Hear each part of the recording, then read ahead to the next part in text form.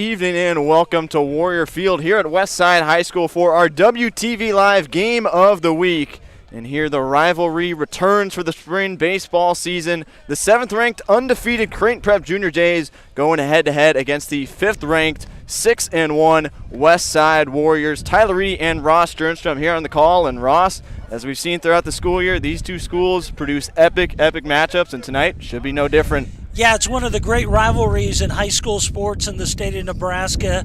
I call it the neighborhood rivalry because a lot of these players on these teams live in the same neighborhood. One goes to Creighton Prep and one goes to the home district in Westside. So it's a neighborhood rivalry. But Tyler, we've got quite the wind today, blowing in from left field. We've got 52 degrees, partly cloudy skies, but that wind is gusting from 17 to 20 miles per hour.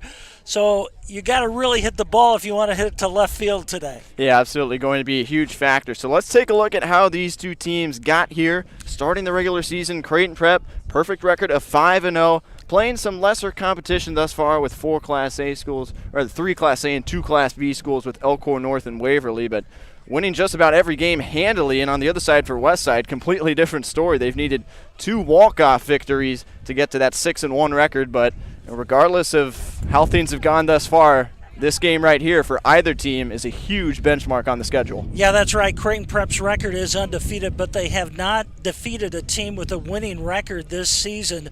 But they are second in the wild card standings right now, and Westside is third in the wild card standings with a 6-1 record. So this is a critical game because both teams have winning records, and they'll pick up a lot of points in the wild card standings today. And looking at how these two squads stack up coming in on the stat sheet, very similar at the plate. Junior Jays just a slight edge at batting average and slugging percentage and a fairly sizable edge at ERA. But the big difference with Prep and Westside thus far has been defensively. Creighton Prep only making 11 defensive errors, Westside with 21. Going to be a big piece for the Warriors to try and clean up as they not only head into this game but beyond as the schedule gets tougher. One aspect of their game that I've really been impressed with is Creighton Prep's power at the plate. They average 11 runs a game compared to 7 for Westside. So this could be a real slugfest today with the way they have played at the plate. And last year, however, was not a slugfest, but it was close. It was high tension, high octane as expected between Prep and Westside. A 4-1 victory for the Junior Jays at Jurgensen Park in the same time frame of year in late March 2021.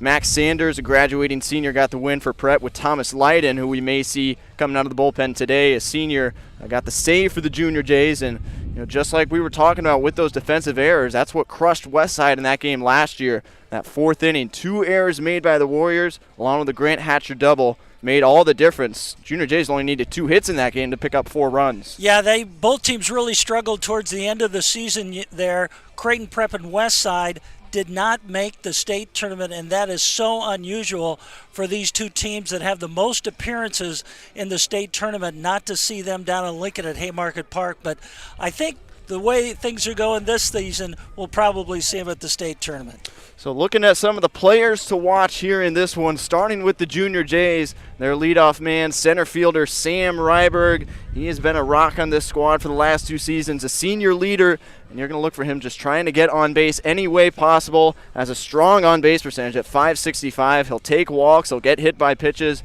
He'll squeak balls through the infield. Sam Ryberg going to be a huge piece for the Junior Jays, getting things started at the top of that order. He is the player to watch. He's going to Augustana next year, and Westside has to be concerned with him when he comes up to the plate. I'm sure Ty Madison, the pitcher on the mound for Westside, will have his eye on him. And 6 stolen bases for Ryberg as well. Big thief on the base paths as well. The breakout star for the Junior Jays at the bottom of the order has been Grant Summers, a junior. Just his first season on varsity, but he has been on fire in the first 5 games for the Junior Jays. Hit a home run last Monday against Waverly to go with 7 RBIs and an astronomical slugging percentage up near 1,000. That is so impressive. You never see high school players with that big a slugging percentage, but .562.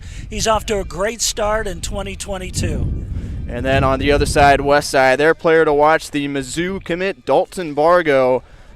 Strong start to the season for him as well. 8 RBI, OPS well north of 1,000 as well for him. Going to be a huge piece, batting third in the middle of that Westside order today. Yeah, he is the leading hitter for Westside with 11 hits a game. His batting average is way up there, over 500. University of Missouri recruit, so he's got a great future ahead of him.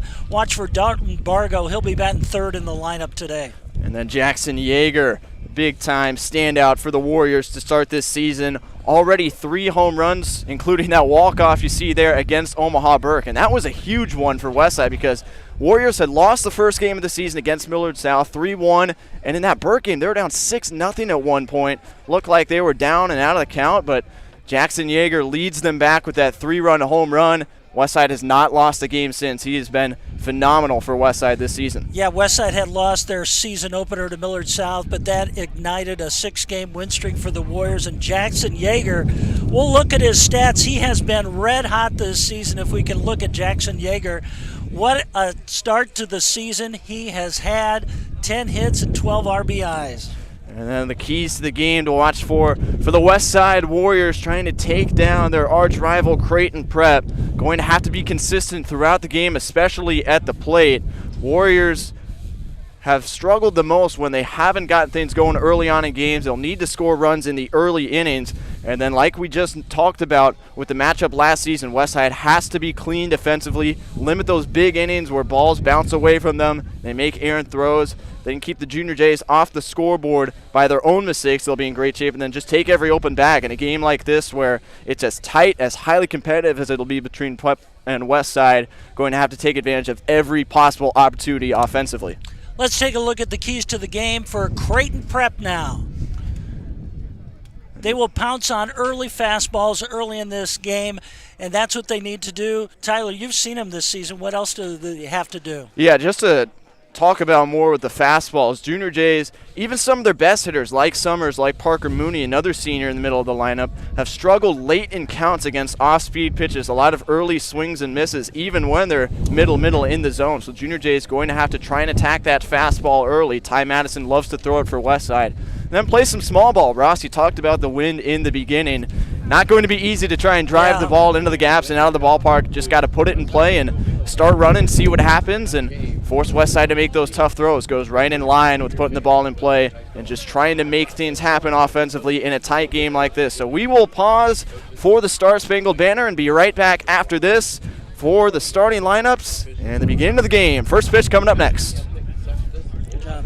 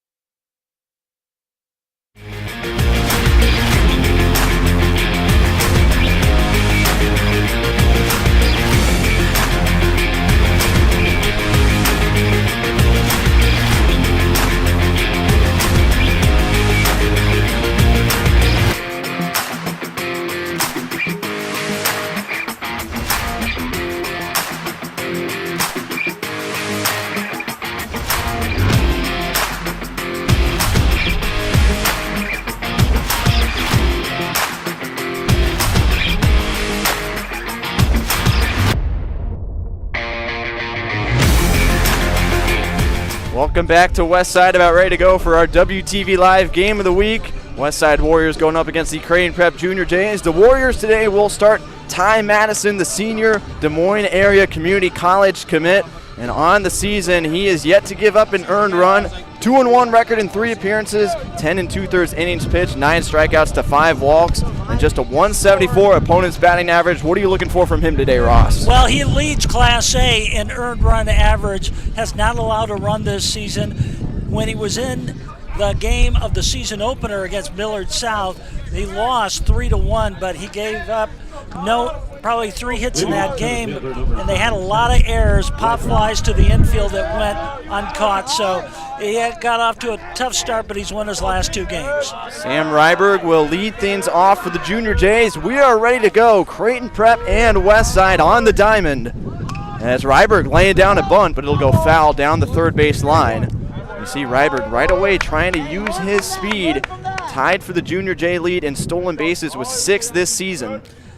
That's Dalton Bargo over there at third base looking for that bunt. He's playing way in over on the left side, trying to make that throw over to from third base to first base. He's got a really strong arm, and he's headed to the University of Missouri.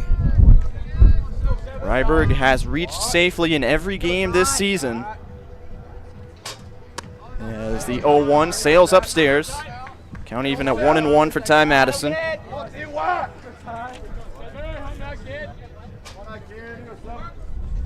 Working quickly, the 1-1 pitch is watched by Reiberg, and it's in there to make it a 1-2 count.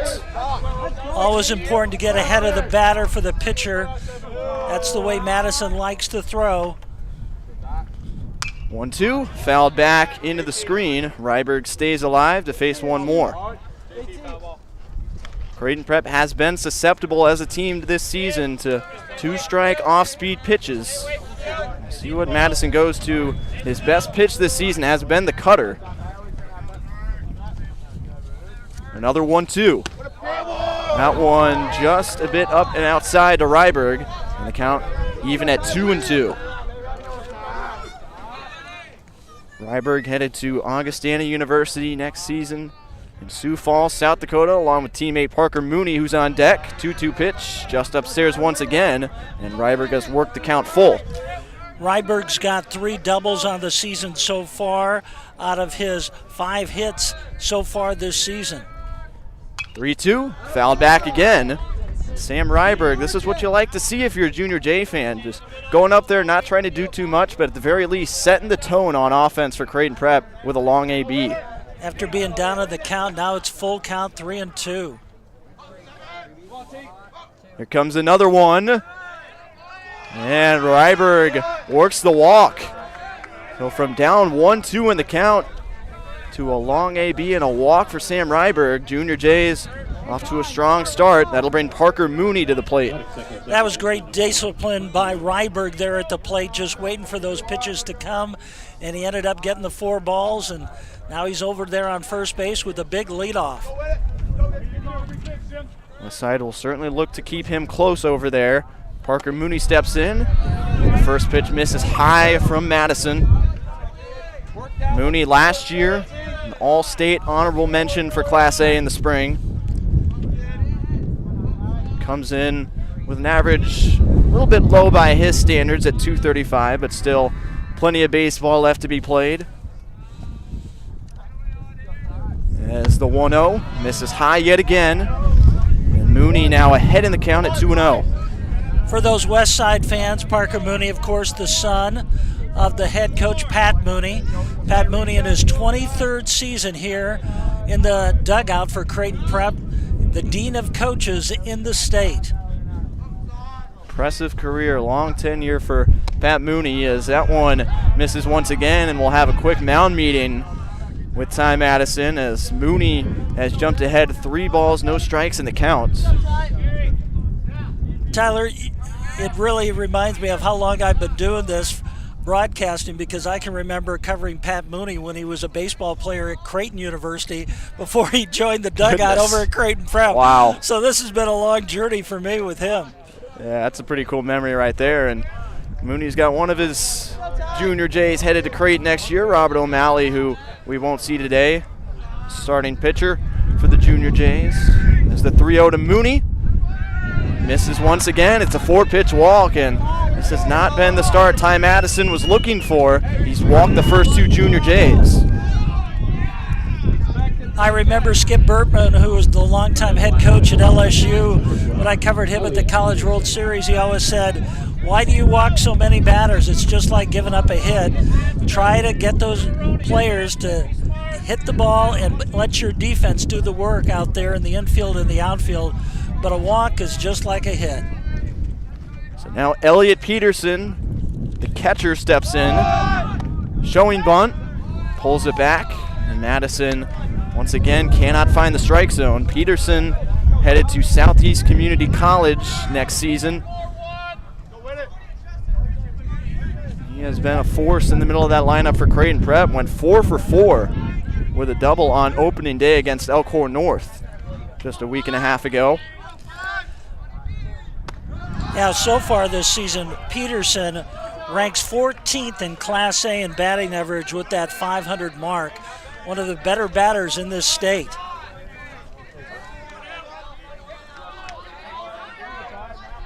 Madison has thrown 7 consecutive balls, make it 8, as Peterson finds himself ahead 3 balls and no strikes. And he's not missing the strike zone by much. It's just not being called, just on the edge, trying not to give these Creighton Prep batters too big a sweet spot there over the plate. And Madison back in the strike zone as he works it back to 3-1 against Peterson, who has a base hit in all 5 games this season. This is very similar to the way Madison pitched against Millard South. Got off to a slow start on the mound, and Patriots jumped out to an early lead. 3-1, high on the off-speed pitch. 3 consecutive bases on balls issued by Ty Madison, and they're all juiced up with nobody out for the designated hitter, Kobe Hatcher. Kobe Hatcher, the cleanup hitter, and now there's a big conference on the mound. And Otis Seals, the head coach for Westside in his 2nd season, is out there on the mound talking to his ace pitcher, Ty Madison, just trying to settle him down and, trying to get that ball over the plate. Giving up 3 walks already in this opening inning, and now bases are loaded for the Junior Jays. And Tyler, this is kind of the way Pat Mooney would like to start a game every game. Yeah, absolutely. And the Junior Jays have had several occasions this season where they have just jumped out in front and never looked back early in the game. Opening day against Elkhorn North, scored in each of the first 4 innings en route to a 9-1 victory. Against Waverly on the road last Monday, they had a 5-run first inning to cue up a 12-1 victory. And then in the 9-1 victory at Gretna last Thursday, scored in each of the first 4 winning innings as well, en route to winning that one. So now Kobe Hatcher with a big opportunity to get Prep off and running. Bases are loaded, and he watches the first off-speed pitch come in for a strike. Yeah, the way he's pitching right now with the bases loaded, he has got to get out ahead of these hitters and not let so many balls go outside the strike zone. 0-1 in there as well, and Madison has bounced back quite well after the long mound meeting. He's ahead 0-2 against Kobe Hatcher, the Creighton Prep right fielder.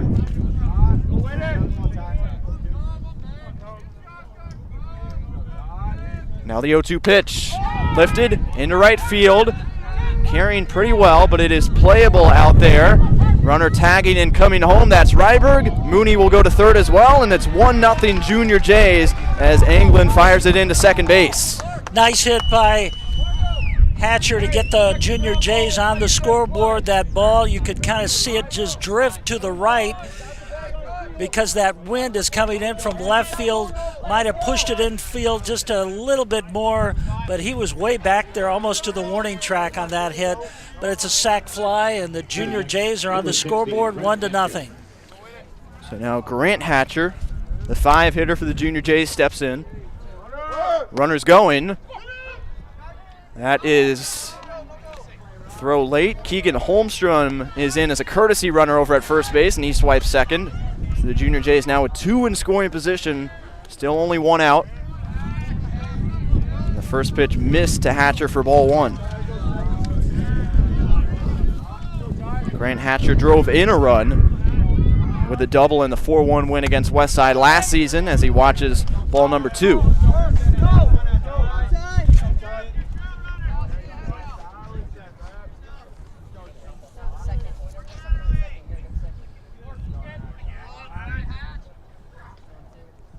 Madison's delivery just misses on the off speed, and it's 3-1 to Grant Hatcher.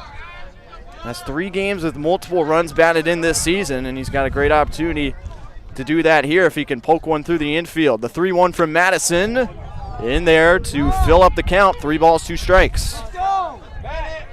Westside trying to keep the runner at second base. Maybe a pickoff over there. The shortstop, R.J. Gunderson, looking over there behind second base. Watch out over at the Prep dugout. Beg your pardon, it was 2-2 prior to that pitch, and it remains at that count as Hatcher fouls it off. Parker Mooney on third, he walked. Keegan Holmstrom on second after he stole the bag, serving as a courtesy runner for Ellie Peterson, who also walked. Another 2-2, lifted back over our heads into foul territory and on top of the school. We got a good crowd here at Westside's baseball ballpark. Nice weather, just a little windy out there from left field, about 17 to 20 miles an hour, but there's sunshine, no rain in sight. Another 2-2 upstairs. Now the count full at 3-2. Tomorrow's weather will be perfect. Creighton Prep goes back home to take on Papillion La Vista South. Westside doesn't play until Wednesday at Central. We're looking at potentially 70 degrees, maybe some rain later in the evening tomorrow. Here's the 3-2. It is pulled foul. Tyler, anytime you can get close to 70s in the month of March and play baseball, that's a gift here in Nebraska. That is a win for sure. It can be 70, it can be 30, it can be anything in between, but we'll take it when we get it. Another 3-2 to Grant Hatcher. Foul back once again. Tell you what, Creighton Prep seeing the pitches from Madison pretty well. They've been able to make contact when they've needed to, staying alive in these counts.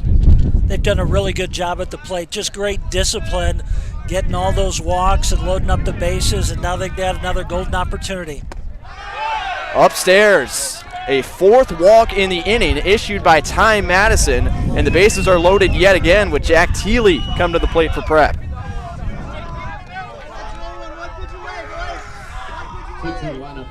There's a good amount of fan participation from this crowd for Creighton Prep here. Kind of equal right now. Westside and Creighton Prep fans. First pitch to Jack Thiele, the junior J first baseman. Misses for ball 1. Thiele sporting a .286 average, 2 for 7 coming in. As he watches the 1-0 in there for a strike and the count even. First plate appearance since March 21st against Waverly for Thiele. Ryan Bauer has gotten some looks at first base in the meantime. And Thiele will drive in a run the hard way as he takes one in the back from Madison, and Prep takes a 2-0 lead with Mooney trotting home. Yeah, this has been a real disappointing start for Ty Madison. He's had 4 walks and a hit batter. So he has really struggled on the mound here at the start. Bases remain loaded. Holmstrom at third, Hatcher at second, Thiele at first, with the designated hitter, St. Cloud State commit Zach Ryan to the plate for Prep.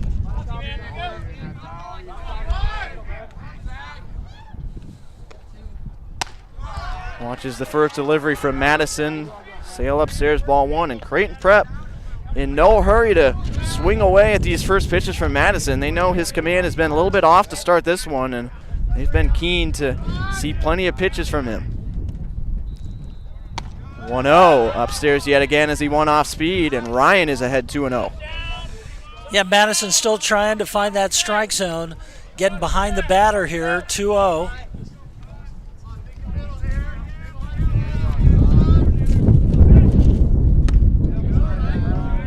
2-0 finds the strike zone. It's 2-1. Ryan had a big hit earlier this year with the bases loaded against Omaha Central in Prep's 15-7 victory. Cleared the bases with a double as part of a 10-run fifth inning in that one. 2-1 from Madison, finds the strike zone, and we're even at 2-2. Madison just trying to bear down, trying to get that second out of the inning. Down 2-0 already in this game. 2-2 to Ryan. Just low and the count full. That was a close one. Yeah, the catcher Michael Zimmerman kind of hesitated throwing the ball back to the mound. He thought that might have been the third strike of the count.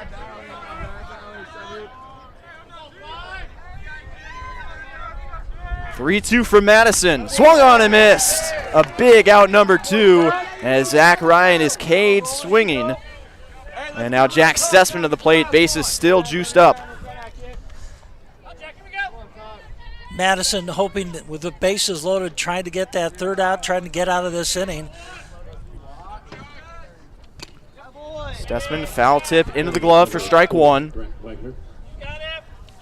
Stessman, senior, playing left field for the Junior Jays today.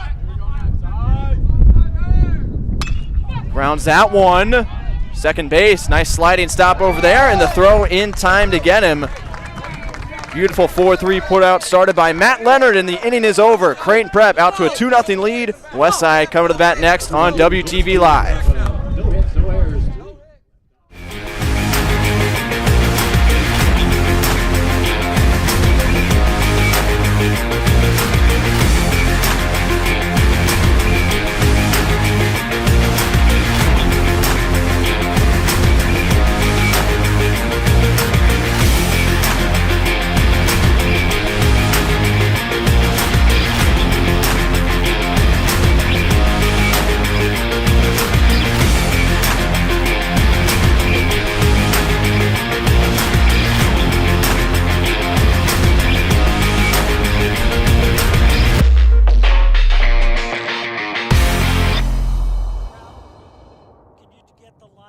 Westside up there.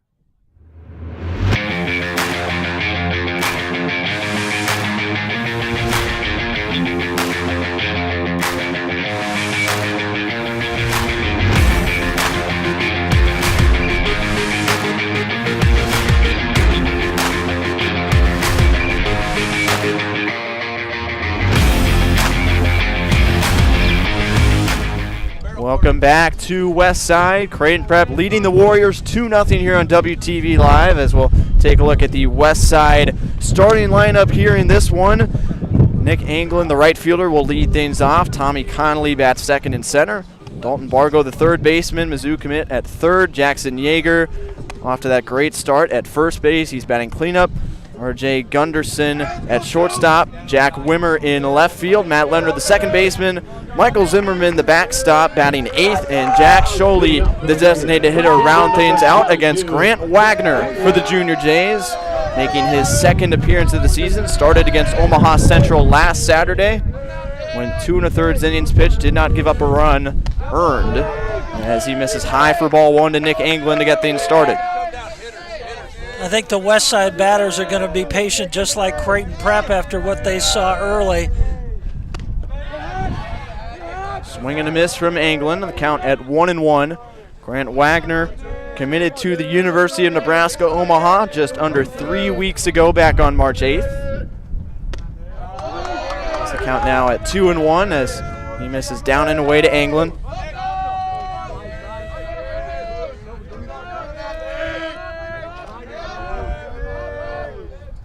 2-1 to Anglin is hit on a hop to short. Summers snares it for the Junior Jays and throws him out to Thiele. One down to get things started for the Westside half of the first. And that'll bring up Tommy Conley. He's been really hot at the plate so far this season with a batting average of .353. 6 hits, 4 RBIs, and he's also hit a home run. Tommy Connolly in center field for the Warriors. As the first pitch just up and in from Wagner.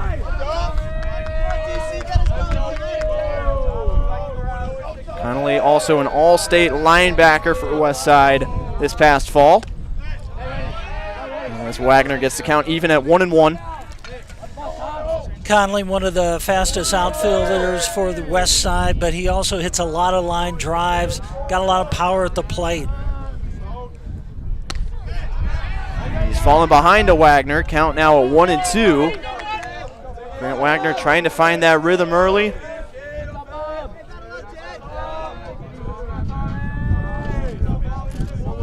Now the 1-2. Just up. Count back even at 2 balls, 2 strikes.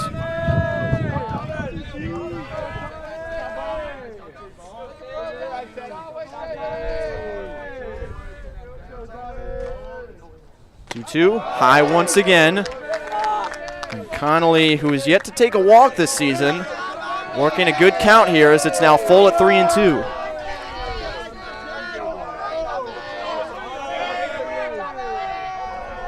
Westside dugout making some noise as this is grounded. Summers at shortstop once again. Fires over to Thiele. And the first 2 Warriors are retired as Anglem and Connolly both go down to the 6-3 putout. They've got something going over there at shortstop. Both ground balls over there. And that'll bring up Dalton Bargo. Third in the lineup for the Warriors, third baseman, number 6, Dalton Bargo. Bargo at third base. Batting third in this one for the Warriors. 8th in the state with a .550 batting average, 11 for 20 to start the season. And that one fouled nearly our way, goes off the pole and stays on the field. Little check swing from Bargo, and it's 0-1. Yeah, earlier this month before the home opener, Bargo had batting practice here, and he hit 3 home runs in batting practice, including smashed a windshield in the Westside parking lot right before the game. Well, one misses upstairs. Jaden Taylor, one of the Warrior relievers, was texting me that information about Bargo last night, and as I was pulling to Westside from the south side, and right as I was about to pull into that parking lot behind center field, I thought of that text and said, well, better not. Let's go over to the west. Yeah, they've got a few signs posted there on the outfield wall towards the parking lot. Says, you know, you park your car here, it could be in jeopardy with the windshield with some fly balls that go out there for home runs. Here's the 2-1, lifted out into left center. That's Stessman's ball, and he makes the grab. A 1-2-3 inning for Grant Wagner. And it's 2-0 Junior Jays as we head to the top of the second.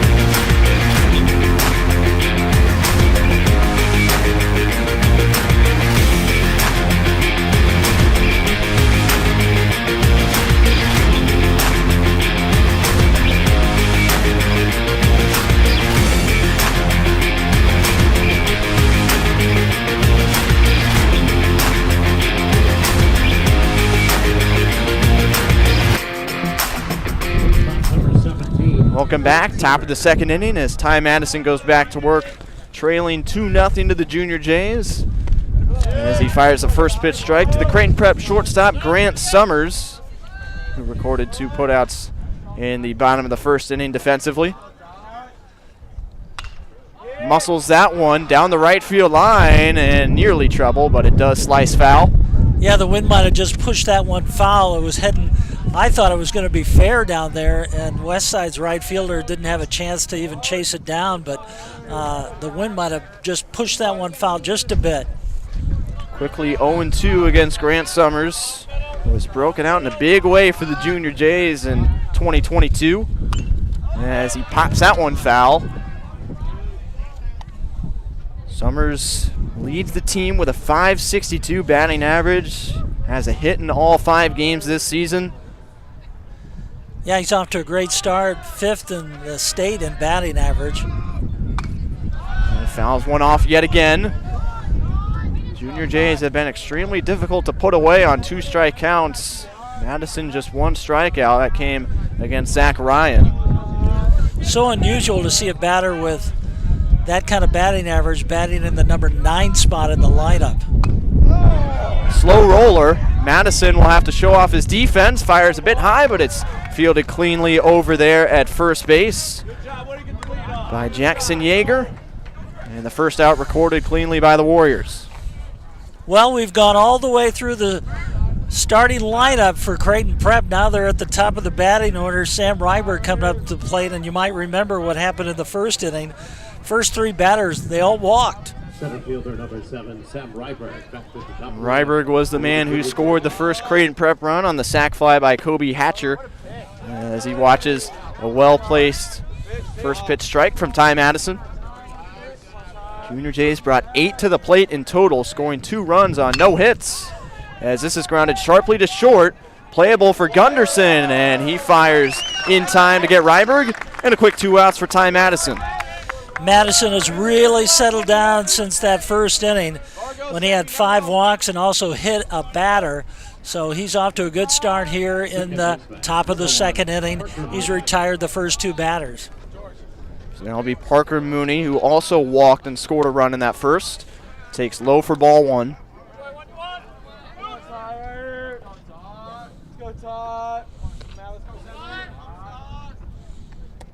Big swing and miss. Madison goes low with the off speed. It's been a pitch that Mooney has struggled with this season. He's a great fastball hitter, but struggled to square off the slower pitches as the 1-1 is just low to make it 2-1. And Westside leaving the middle of that infield wide open for Parker Mooney here. Yeah, the shortstop Gunderson playing way back. 2-1 pitch. He pulls it, and it's into right field, a base hit. Parker Mooney has reached safely in each of the first 2 innings, and Creighton Prep keeps the second alive. Elliot Peterson will come to the plate. That ball just got past the second baseman, Matt Leonard, who they nicknamed Glue. He's just really made some great plays for the Warriors at second base, but couldn't get to that one. It just slipped by him, and the Junior Jays have a runner on base at first. First hit of the game for Creighton Prep. Elliot Peterson, who walked in that first inning, watches the first pitch strike from Ty Madison.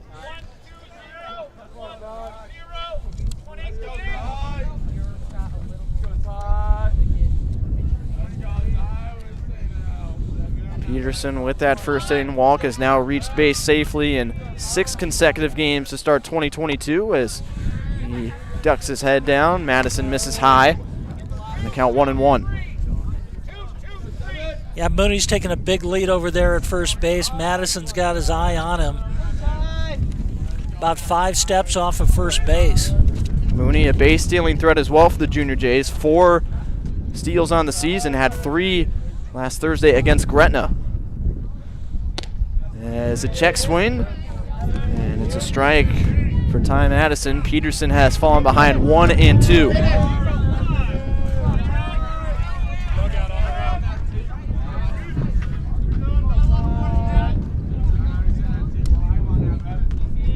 Mooney leads off of first. Madison ready with the 1-2. Swing and a miss. He struck him out. Strong bounce back effort from Ty Madison as he hurls a scoreless second frame. We'll go to the bottom half of the inning. Westside looking to erase the 2-0 deficit up next.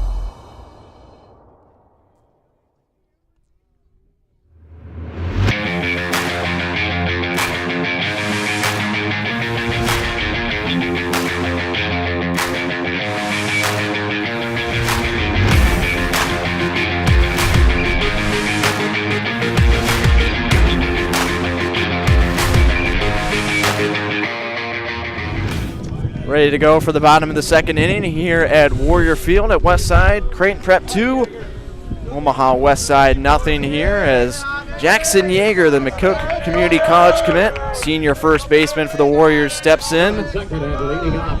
And he's the guy you want, Ross, to try and spark some offense for Westside with the way he started the season. Yeah, Prep Baseball Report just named him the hitter of the week today. He's just off to a great start, and that's the reason why. Drives it into the gap in left center field. Yeager will pump the brakes at first as Ryberg cuts it off in the outfield. And the first pitch of the second inning sends a Warrior to first base. Jackson Yeager comes through. Yeah, Jackson Yeager came into this game with a .476 batting average. That was his 11th hit of the season. He also leads the state with 3 home runs and also leads with 12 RBIs, the leader in Class A. R.J. Gunderson takes the first pitch strike from Grant Wagner, who threw a 1-2-3 first inning. Gunderson, the shortstop for Westside, batting 5th. 0-1 is lined over short into shallow center field. And on 3 pitches, the Warriors come up with 2 base hits. Yeah, Gunderson's had a great start to the season. Coming into this game today, he was batting .500. And he already has 10 hits this season, 5 RBIs. He's 12th in Class A in batting average. So the Warriors have started off this second inning with 2 men on base and no outs. And here comes Jack Wimmer, the left fielder. Yeager on second, Gunderson on first. Westside putting some pressure on the Junior J right-hander Wagner, who fires high with ball 1. Yeah, you might remember Wimmer from the football season. He was an all-metro linebacker. He is the fastest player on this Westside team, sub 7 seconds in the 60-yard dash. So he's got some wheels if he gets that ball in the outfield. 1-0 is taken, and it's 2 balls, no strikes. Wimmer, the batting average at 176 this season, but a lot of that has been due to bad luck. He's hit the ball hard, but oftentimes right at defenders, as Grant Wagner and catcher Elliot Peterson will have a brief conversation for prep. Yeah, Wimmer was batting second in the lineup, but they put him down to the number 6 spot. But he's one of the better athletes on this team, and he can hit the ball. There's no doubt about that. Wagner ready with the 2-0. Lifted high in the air out to left center. Ryberg and Stessman. It'll be Ryberg making the catch. No advance from the base runners, and there's 1 down in the second inning. Warriors still have a good chance to get on the scoreboard here. Only 1 out. Runners at first and second base. Still down 2-0 in this game. Matt Leonard come to the plate, the Morningside University commit.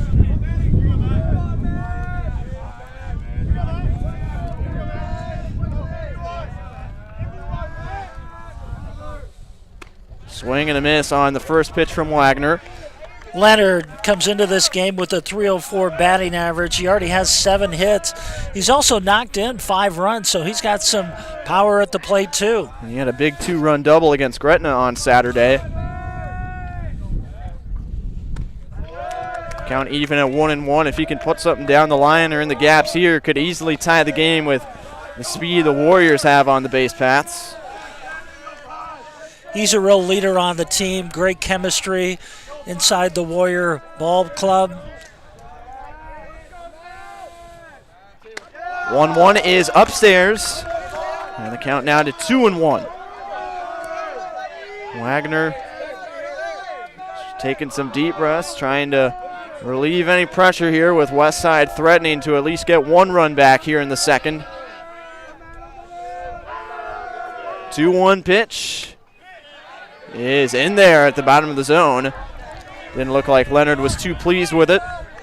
But 2-2. A lot of chatter coming from the dugout of Westside and also from these Westside fans trying to cheer Leonard on. Wagner's 2-2. Little half swing, grounded to third. Hatcher tags a man out and airmails the throw up against the wall. That'll put runners on the corners. Prep does get the force out at third base. But now Warriors will have runners on the corners as Gunderson moves over to third and Leonard reaches on the throwing error. Yeah, great stop at third base. Got the base runner out, but just hurried that throw to first base and threw it about 3 feet over the first baseman's head, and that allowed the runner to get all the way over to third base, but scoring position, so you got runners on the corners at first and third. So now it's Michael Zimmerman, the 8th hitting catcher for Westside. Watches a first pitch ball from Wagner.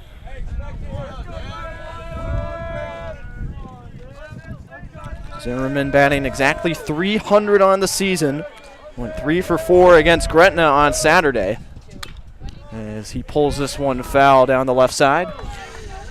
This is Zimmerman's first year with the Varsity.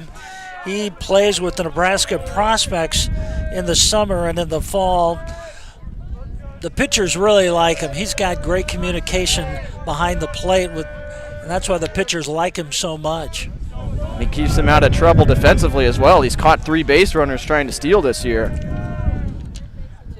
As he watches the 1-1 fly upstairs. The count 2-1. Gunderson on third. He singled and moved over there on a throwing error by Grant Hatcher. And reaching on that error at first base, Matt Leonard. 2-1, just inside. And now a hitter's count for Zimmerman. It is 3 balls, 1 strike.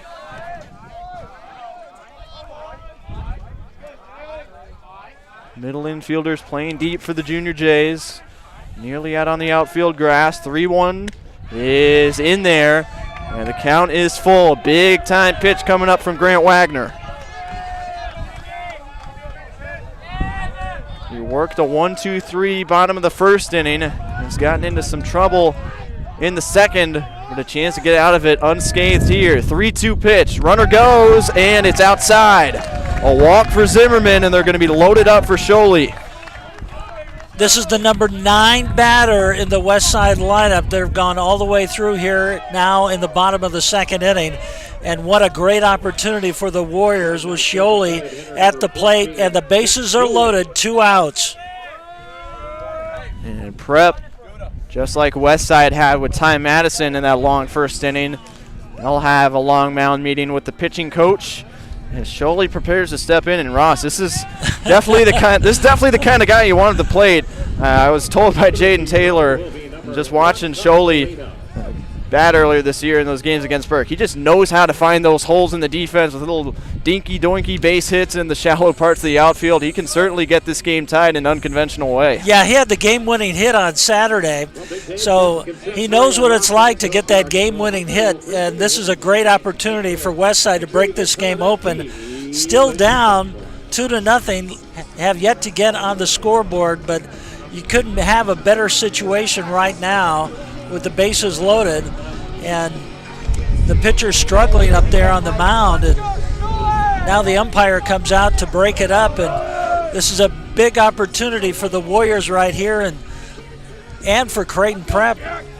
Critical point in the game here in the bottom of the second inning with the bases loaded, 2 outs. And these moments, not just big moments in the game, big moments in the season. And when you look at the upcoming schedules for both these teams, Westside will have to play teams like Millard North, Columbus, Elkhorn South very soon. Creighton Prep will have Millard South, Papio South tomorrow, Elkhorn South, Bellevue West coming up later down the road. Anything you can do to generate momentum in this game can help generate momentum down the road as Wagner generates a first pitch ball.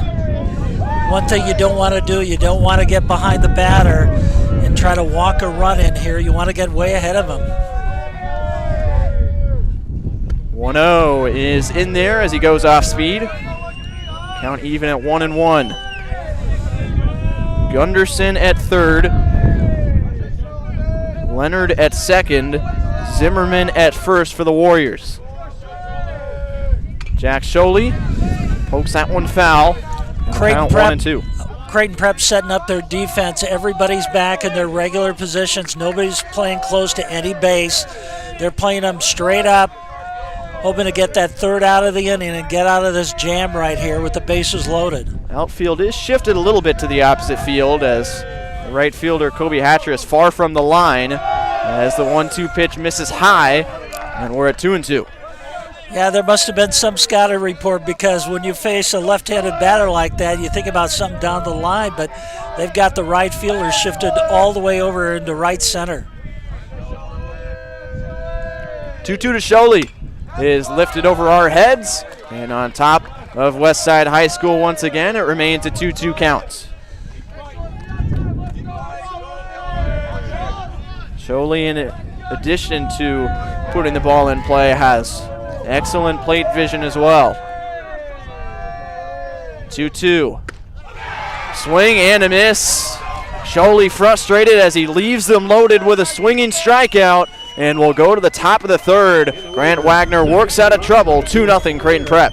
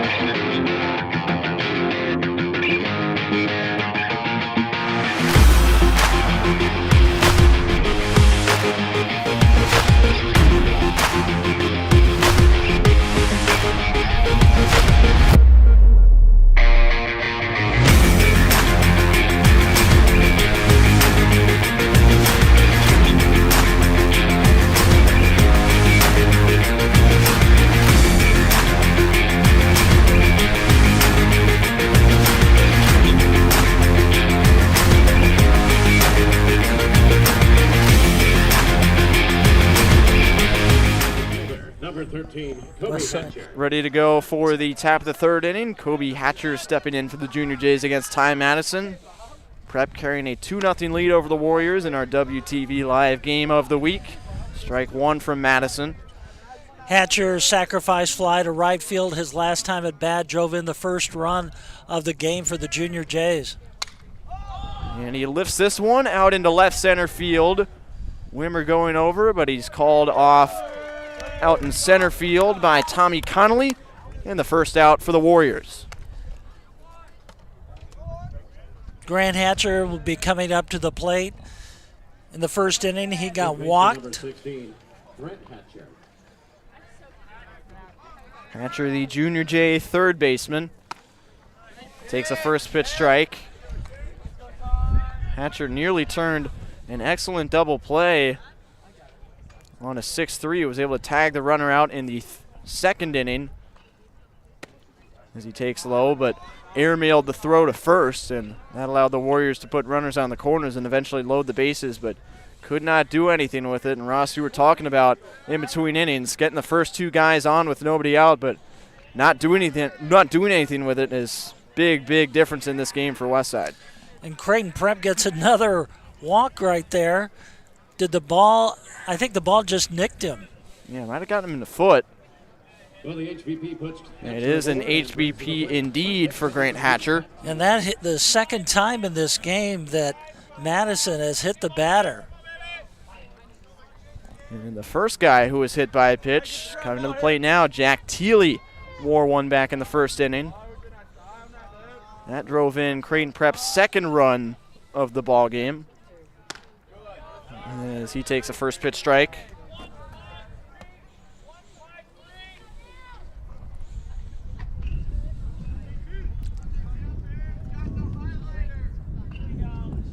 Zach Ryan on deck for the Junior Jays. Madison ready. 0-1 pitch. It is in there at the top of the zone. And Madison finds himself ahead in the count. No balls, 2 strikes. I'm watching Pat Mooney over at the third base coaching box, communicating with his base runner over there at first base. Maybe a steal here. Instead, Thiele takes that high pitch and sends it into center field, but right there to make the catch is Connolly. And 2 outs. That'll bring Zach Ryan to the plate. You've seen Prep a lot this season, Tyler. Have there been a lot of hit-and-run situations for the Junior Jays? Does Mooney like to do that? Yeah, usually the way things have been this season, he sends the base runners before any swing is put on, but Junior Jays, especially when they get a guy who can drive the ball into gaps like a guy we have here, Zach Ryan, he loves to go out to right center. If he knows he's got a guy at the plate who can put one deep in the gap, send the outfielders running for it, he'll send his man and create an easy scoring opportunity if possible. Yeah, Pat Mooney, the head coach for Creighton Prep. There it was.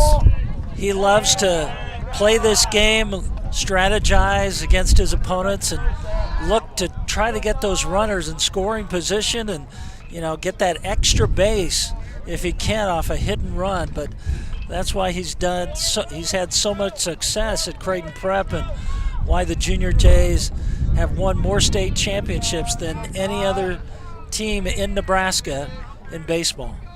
Tried the hit and run that time, but Ryan fouled it off.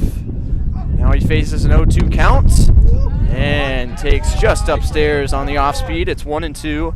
Ryan fell victim to the strikeout in the first inning as he swung on and missed with a full count.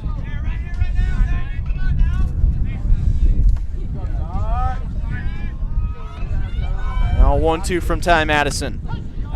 Is in there. He got him looking. Another inning-ending K for Ty Madison, and Westside out of the third, still down by just 2. Looking to erase that deficit when we come back.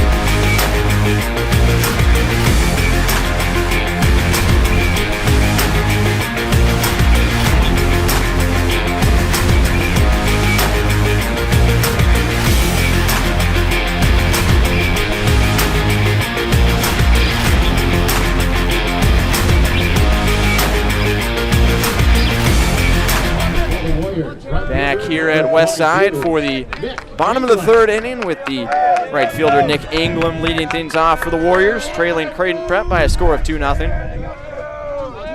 Ingram grounded out to short back in the first inning as he takes upstairs for ball 1. Grant Wagner in his third inning of work for the Junior Jays. If that Ingram name sounds familiar, his cousin plays for the Huskers down at Lincoln, Jared. Nick ahead 2-0 in the count. And now he rolls this one slowly, the third. Grant Hatcher charges and fires high once again. So it's a second fielding error for Grant Hatcher. We talked about in the open, Westside usually the team that struggles defensively, but a couple mistakes by Grant Hatcher. Looked like he just short-armed it a little bit and put too much mustard on the hot dog, as they would say. You know what? He just hurries it up just a little too much. He had that base runner by plenty, but he just rifled it over the first baseman's glove. And now Westside has their leadoff batter on first base, trailing 2-0 here in the bottom of the third inning, trying to get on the scoreboard. So now the two-hitter, center fielder Tommy Connolly takes a first pitch strike from Wagner. Conley, he is such an aggressive football player, and that's the way he likes to play baseball too, playing center field. He's just really in charge there, just really aggressive player at the plate and on the football field. Pickoff try to no avail from Wagner. Connolly in the first inning also grounded out to Grant Summers at shortstop.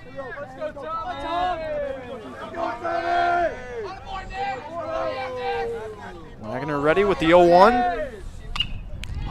Muscled in the air to third, and the play is made by Grant Hatcher.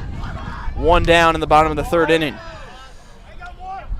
And that'll bring up Dalton Bargo. Bargo, the best hitter in this Westside lineup. Batting .550 coming into this game. Third baseman, number 6, Dalton Bargo. Bargo flew out to left fielder Jack Stessman back in the first inning for the third out. Looking to keep this inning alive and well, moving toward the meat of the West Side order. First pitch from Wagner. Locks him up, but it's inside for ball 1.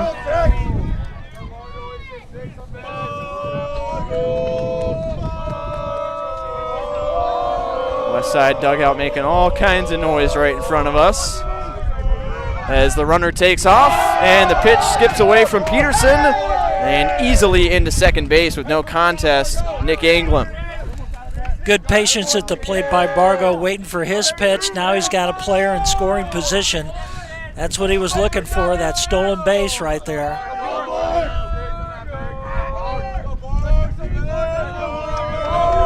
Peterson had a brief discussion with Grant Wagner. Already saw him work out of a jam in the second inning. Bases were loaded for the Warriors with 2 down.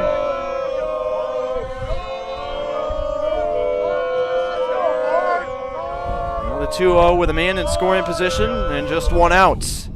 Hit him! And now 2 on with 1 out. Already the third total hit by pitch we've seen in this one. 2 from Ty Madison, and now Wagner drills Bargo, and Westside is in business again. Yeah, I haven't seen so far this season so many batters get hit by a pitch, but a lot of guys, they won't step out of the box. They'll stay in there, and they'll take the pitch on their hip or on their side and just to get on base. But big opportunity here with Jackson Yeager, who has been red hot at the plate. One swing of the bat could give Westside the lead, although it'd be very difficult to lift one out of the ballpark on a day like this. But if there's a guy to do it, it's Jackson Yeager. Singled sharply to left center field to lead off the second inning. And now that one gets away from Peterson, but no advance from the runners. Yeager has so much power, and he's also a very good pitcher. He has a ton of strikeouts so far this season. One big last Saturday.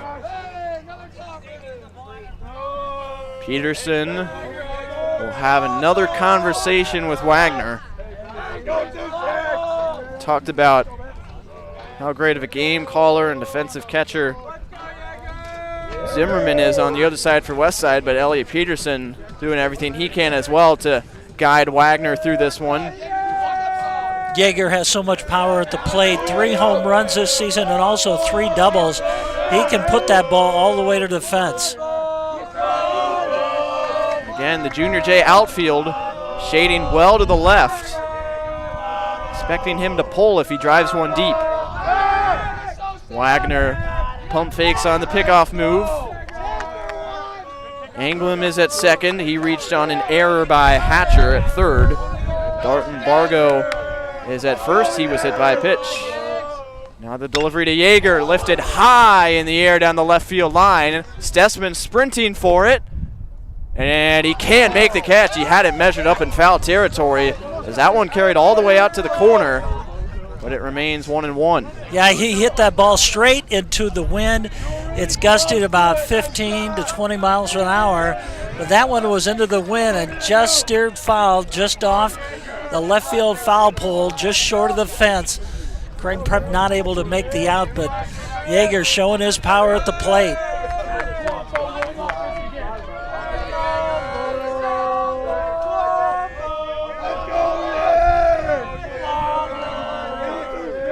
Wagner brings the 1-1, and that one grounded. Mooney steps on the bag, fires to first, and it's an inning-ending double play for the Junior Jays. Wagner out of trouble once again. We go to the fourth with the score, Creighton Prep 2, Westside nothing.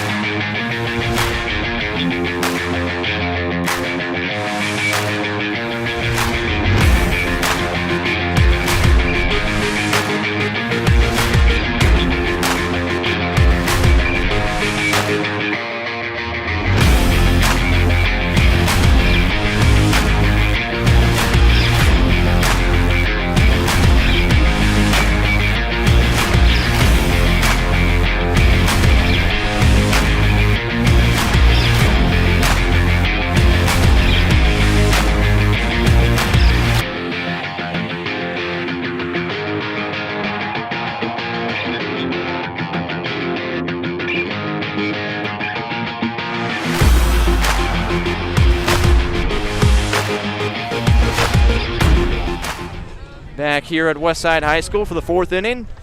Creighton Prep 2, Omaha Westside nothing on our WTV Live Game of the Week. Ty Madison back to work for the Warriors. Jack Stessman leads off and chops one foul. And we've talked about presence of the football players, linebackers on the west side with guys like Tommy Connolly. Stessman, a football player himself as well, ran for nearly 1,000 rushing yards his junior season as he pulls out one foul again, and then as part of a 1-2 punch tandem running back group with Marty Brown at Creighton Prep. When Brown went down late in the season with injury, Stessman ran for over 200 yards and 4 touchdowns in Creighton Prep's playoff loss to Grand Island. Stessman grounded out to second base, his first time at bat in the first inning, when the Junior Jays sent 8 batters to the plate and took a 2-0 lead. He was the last batter in that inning. Lifts this one out of the triangle behind short, and the catch is made by Gunderson. And the first out recorded for Westside. Bottom of the order, Grant Summers coming to the plate. Grant Summers had a great start to this season. Really one of the better hitters in this prep lineup. Batting in the 9 slot in this batting lineup. Madison's first pitch to him, in there for strike one. Summers grounded out to the pitcher on a slow roller to Madison's right. Back in the second inning, as he takes low to even the count at 1-1. Madison has really settled down since that first inning when he walked 5 batters. He's really gotten his control back in the groove from the mound. Not walking as many batters as he did in that first inning. Getting a lot of grounders, pop flies. He's had a couple strikeouts today so far. And he hasn't walked anybody since that first inning. None since the first 3 Junior Jays reached on bases on balls. This is muscled into right field down the line, a base hit.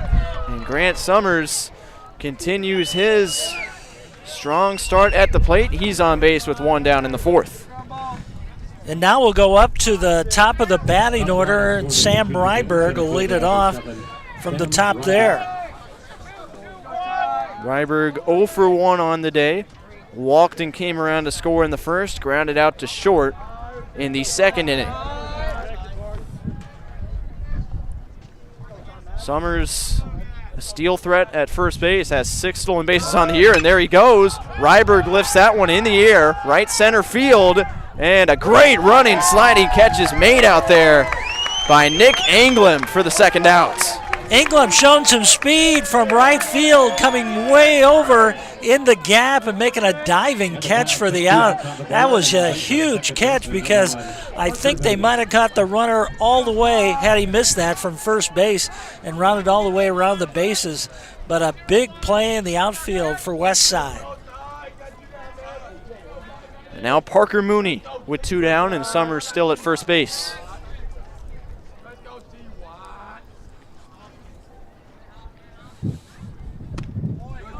Takes a low strike. 0-1. Mooney walked and came around to score in the first. Singled to right field in the second inning, so 1 for 1 for the Creighton Prep second baseman.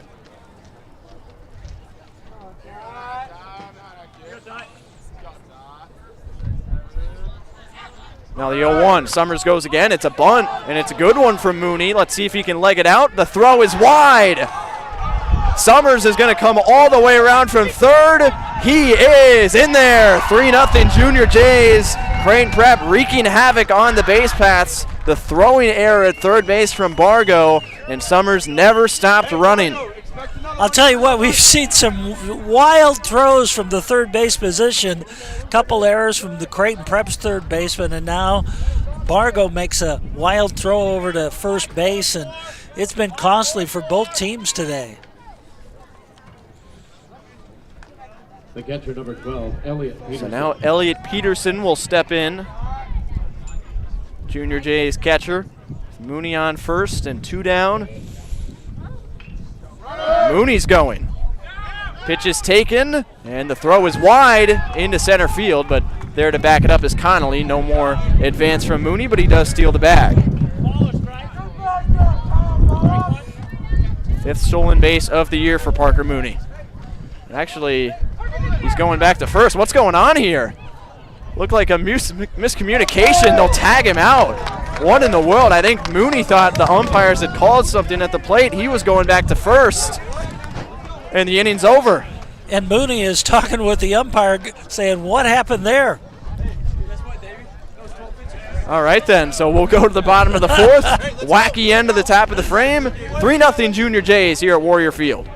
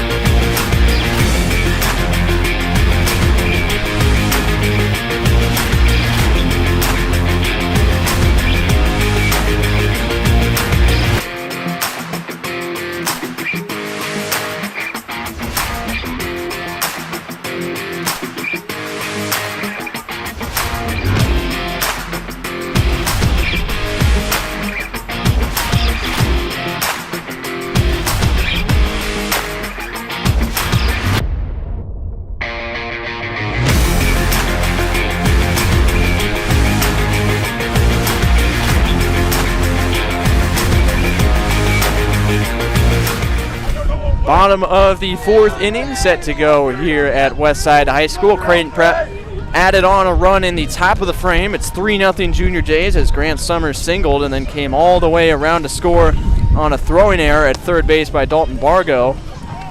The inning ended abruptly with Parker Mooney stealing second base and then having some kind of miscommunication or mishearing. Was trotting back to first, and Westside caught onto it and threw him out. So Westside goes to the middle of the lineup. It'll be Gunderson, Wimmer, and Leonard here to start the bottom of the 4th inning. Gunderson singled and was left stranded at third base in the second inning. And he's swinging at the first pitch. Grounded to third. Hatcher waits for the hop. Throws high again. And that will send Gunderson all the way to second base. Grant Hatcher just not feeling out that right arm very well. That's the 3rd time he's sailed to throw high to Jack Thiele at first. And Thiele's a big target. He took his time over there at third base with that throw. Just flew it high, just kind of sailed it over the first baseman's head. And that's got to be in his head right now, just trying to make the safe throw over there to third base. But now Westside has a chance to get on the scoreboard with a runner on second. Jack Wimmer, Warriors left fielder at the plate. Runner goes. And the throw to third base bounces in there. No chance to get him. And Westside has a man 90 feet away with nobody out as the base is stolen by Gunderson. Gunderson, who plays shortstop, very quick, feed over there, got the jump and easily goes into third base, and no outs here in the bottom of the fourth, and they got a chance to get on the board. 2-0 the count. Grant Wagner still working into the fourth inning for Creighton Prep. Wimmer came up in the second inning, flied out to center field. 2-0 pitch is just fought off toward the Prep dugout, so now 2-1. Westside has done a good job getting runners on base early in the innings, but they have struggled to get those runners across home plate. Had several opportunities, but they have not been able to get on the scoreboard. Lifted into right center field. Let's see if this is deep enough for Gunderson. Catch is made out there, and with the right fielder having to backpedal, Gunderson will come home and score with no problem, and the Warriors are on the board to make it a 3-1 ball game. Well, it took until the fourth inning to finally get that run across the plate, and Westside did it, but they did it on a sac fly, but it puts them on the board, now down 3-1.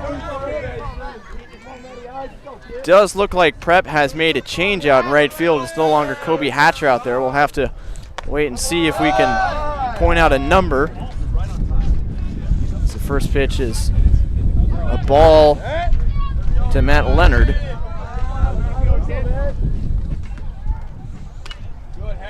And he fouls one back to make it even 1-1. Base is empty, one out after the sac fly from Jack Wimmer.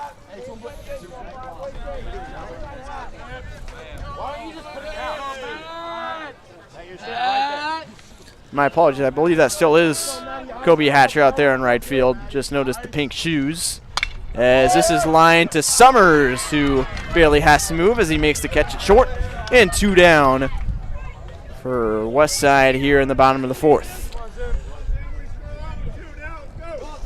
That'll bring up the catcher, Michael Zimmerman.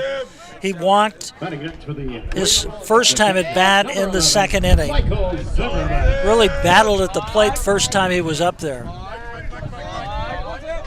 Yep, worked a walk on a full count with 2 outs in the inning. That loaded the bases back in the second for Westside as he starts this one off ahead of ball, no strikes. Warriors have had those opportunities in this one. They loaded the bases in the second, but the inning ended on a Jack Sholey strikeout as this is rolled to third. Grant Hatcher will get another chance, and he throws a little off the bag, but Thiele might have been anticipating it. He recovers and touches first, and the inning is over. Westside gets one back. It's still a 2-run ball game going to the fifth.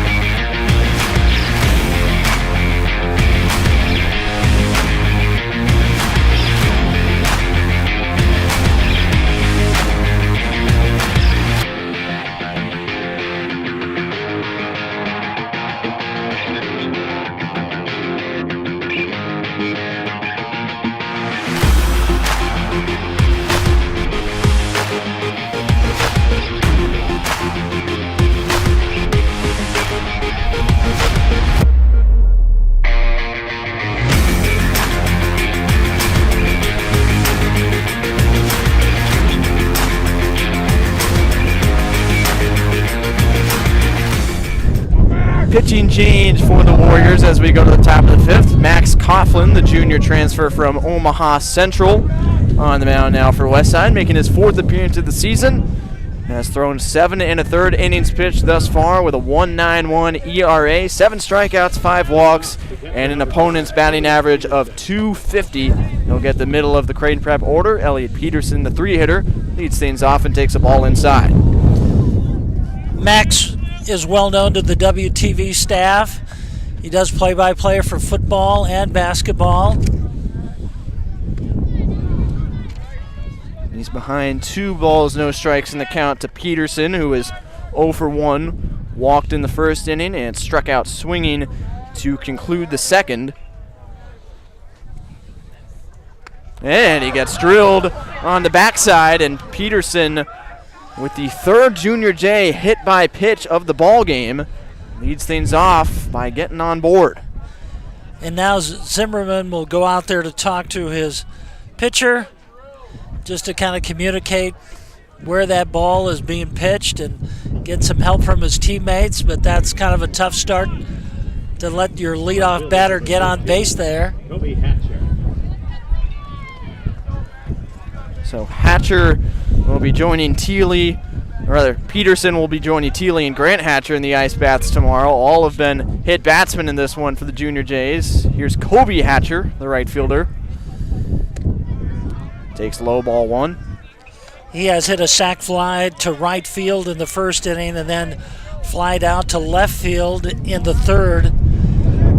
Managed to get that ball into the outfield both times in his appearances at the plate. Quick pickoff move, back safely is Peterson. Kobe Hatcher drove in the game's first run on a sac fly to right in the first and flew out to center in the 3rd. And he lifts this one, slicing and well out of play over toward the tennis courts and bouncing on the tennis courts. So the count now 1-1 to Kobe Hatcher. Westside has giant screens behind the dugouts to protect those tennis courts over there, but you see those high fly balls that go over there, and lots of people go over there to play on those tennis courts, but they had to build these giant screens to protect the tennis players from those foul balls. Peterson again backs. Oh, look at him go! Coughlin has no clue, and Peterson swipes second base without a pitch ever being made. That's just a heads-up play by the Junior Jays over there on the base pass, and I think that's what Mooney was looking for in that past inning, probably. And I'm sorry, that wasn't Peterson. Junior Jays with Keegan Holmstrom in as a courtesy runner. He's deceptive. Pat Mooney loves to use him, and that's why. 1-1. Bunt is down toward 3rd. It's a good one from Kobe Hatcher, and he beat it out. Infield bunt single puts runners on the corners with nobody out as Holmstrom advances to 3rd. That throw from Bargo just pulled Jackson Yeager off the bag over there at first base.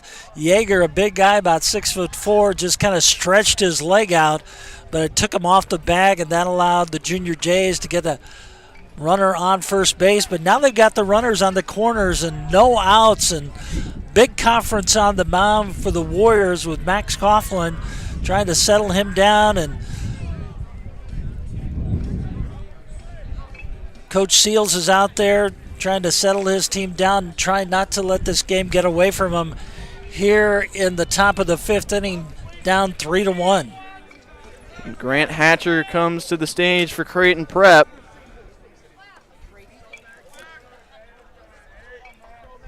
Was hit by a pitch his last time up in the 3rd inning. Also walked back in the 1st. Watches a first pitch ball from Max Coughlin. Hatcher walked the first time up at the plate in the 1st inning. Then in the 3rd, he was hit by a pitch, one of the many in this game so far. But he's got a great opportunity to kind of break this game open with runners on the corners and no out. Takes one in there to even the count at 1-1. Junior Jays with good speed on the base paths. Keegan Holmstrom just saw him steal the bag. He's over at third. Kobe Hatcher, the right fielder, runs well at first. Has to dart back to the bag on the pickoff move. Grant Hatcher at the dish. Jack Thiele, the first baseman, is on deck for Creighton Prep. 1-1. Runner goes from second, or for second, and no throw down. Possibly worried about Holmstrom coming home. And easily taking the bag is Kobe Hatcher. Warriors not taking the bait on a double steal. The possibility with that runner at third base coming into home plate. 3-1 pitch is chopped over to the Prep dugout. The count now full at 3-2. Pivotal moment here. Make it 2-2. Scoreboard was slightly off here at Westside, so 2-2 on Hatcher. Big moment here. Now it is full. Off-speed misses upstairs. With 2 in scoring position and a base open, we'll see how much into the strike zone Coughlin's willing to work. Key point in the game right here with runners at second and third. It is low for ball 4. And Hatcher will join those runners on second and third. The Ducks are on the pond for Creighton Prep. It's Jack Thiele to the plate. Thiele was hit by a pitch in the first inning, and then he flied out to center field in the third. But he's got a great opportunity here. The bases loaded and no outs for Creighton Prep here in the top of the 5th inning. This is Thiele's second bases loaded opportunity of the game.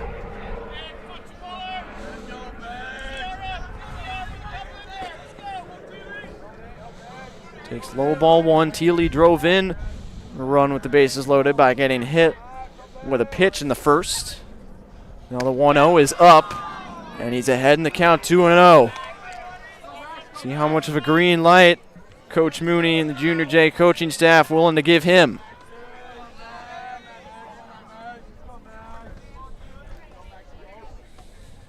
Ripped toward left center, but it'll be caught by Connolly. Holmstrom heading home, and the throw cut off at the mound, and it's 4-1 Junior Jays on Thiele's second RBI of the game.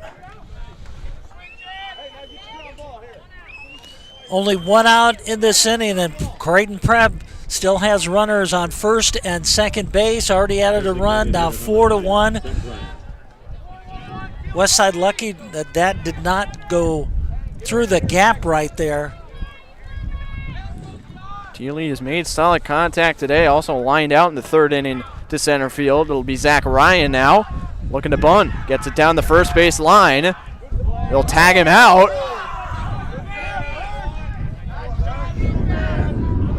Knocked the pitcher's head off. Look at Coughlin strutting back to the pitcher's mound without a hat. So Ryan is out. Both runners advance. I think Coughlin was concerned about the runner over there at third base that he might go home. Coughlin scooped that ball up and faced the hitter down the line, and it was a collision there for the second out of the inning. But runner still at second and third, still has to get out of this jam, and now we face Zach Ryan, the DH, who has struck out his first 2 times at the plate. Stessman now. Jack Stessman, the Prep left fielder, grounded out to second in the first. Popped out to shallow left center field where it was caught by the shortstop Gunderson last time up, and he's late on that fastball with a half-hearted swing. Coughlin threw it so hard his hat blew off his head, and it's 0-2. I might have to talk about Max about getting a haircut when I see him in our sports journalism class. That's twice that hat has flown off in this wind.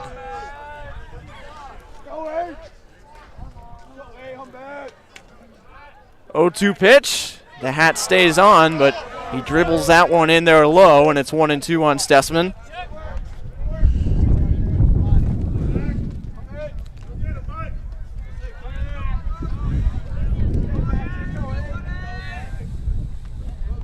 Kobe Hatcher on third. Grant Hatcher on second for Prep. Stessman watches it go high, and it's 2-2. Inning started with a hit by pitch of Elliot Peterson, who eventually came around to score. Kobe Hatcher reached on an infield single. Grant Hatcher walked as well. 2-2 to Stessman. Poked into shallow left center field. It's a long run over there for Wimmer, but he makes the catch. Junior Jays tack on another run. Their lead right back up to 3. 4-1 Creighton Prep to the bottom of the 5th.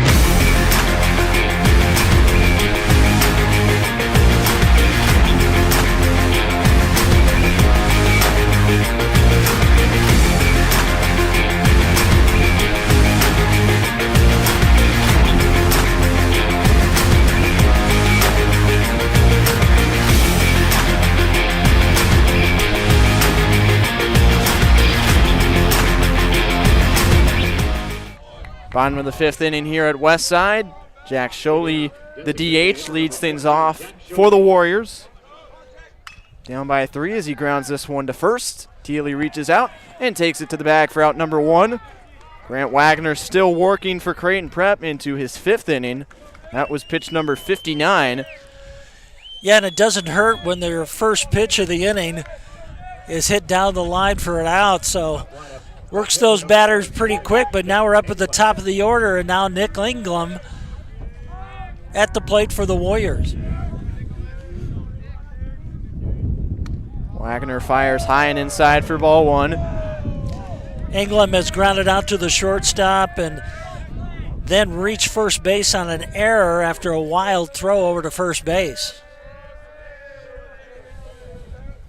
And he hits this one high in the air, slicing out to center. Ryberg and Hatcher. It'll be Kobe Hatcher, and a quick 2 outs. Just 3 pitches needed for Wagner to retire Sholey and Ingram. Done a good job working those batters. Really helps when you retire the batter early in the count like they have, but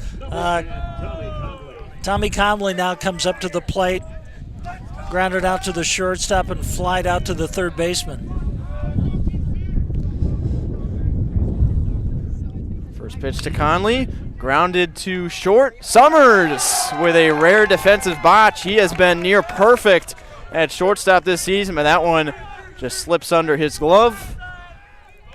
And reaching on the air is Tommy Conley for Westside. Looked like Summers was expecting that big hop off the turf. Ball died a little bit on him, and now Dalton Bargo to the plate for Westside, looking to start a 2-out rally. Yeah, this is a key point in the game for the Warriors if they want to get back in this game down by 3 runs with their best hitter at the plate, Dalton Bargo. They got to have to get something going here. Watches that one high for ball 1. Grant Wagner looking to finish 5 innings with no earned runs. The only run from Westside was unearned. Wagner has allowed 2 hits, a strikeout, and a walk issued. Here's the 1-0. That one misses as well. And Conley make that. Bargo finds himself heading the count 2-0. Yeah, Bargo flied out to left field in the first, and then he was hit by a pitch in the 3rd inning.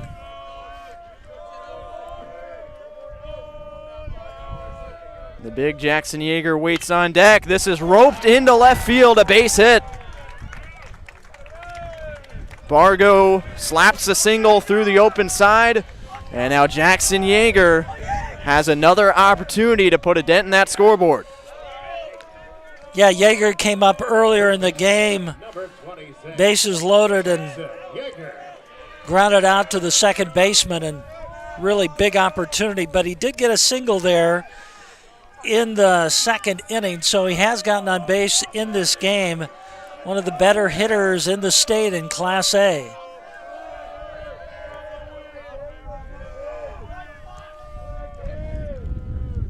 First pitch, off speed, in there for strike one, and Yeager nearly homered earlier in the first inning, hit that towering fly ball into the left field corner that drifted into foul territory just in front of the pole. Stessman couldn't make the grab.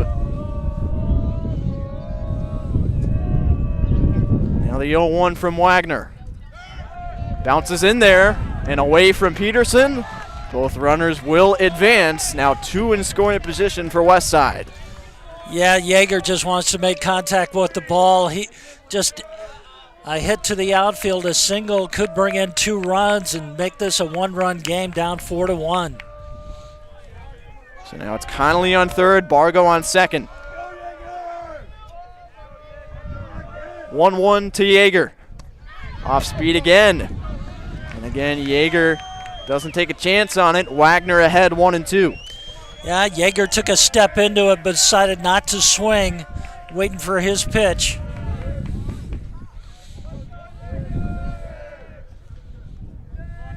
Wagner brings it home. Looked like he went off speed again and just missed it outside. Now 2-2 to Yeager.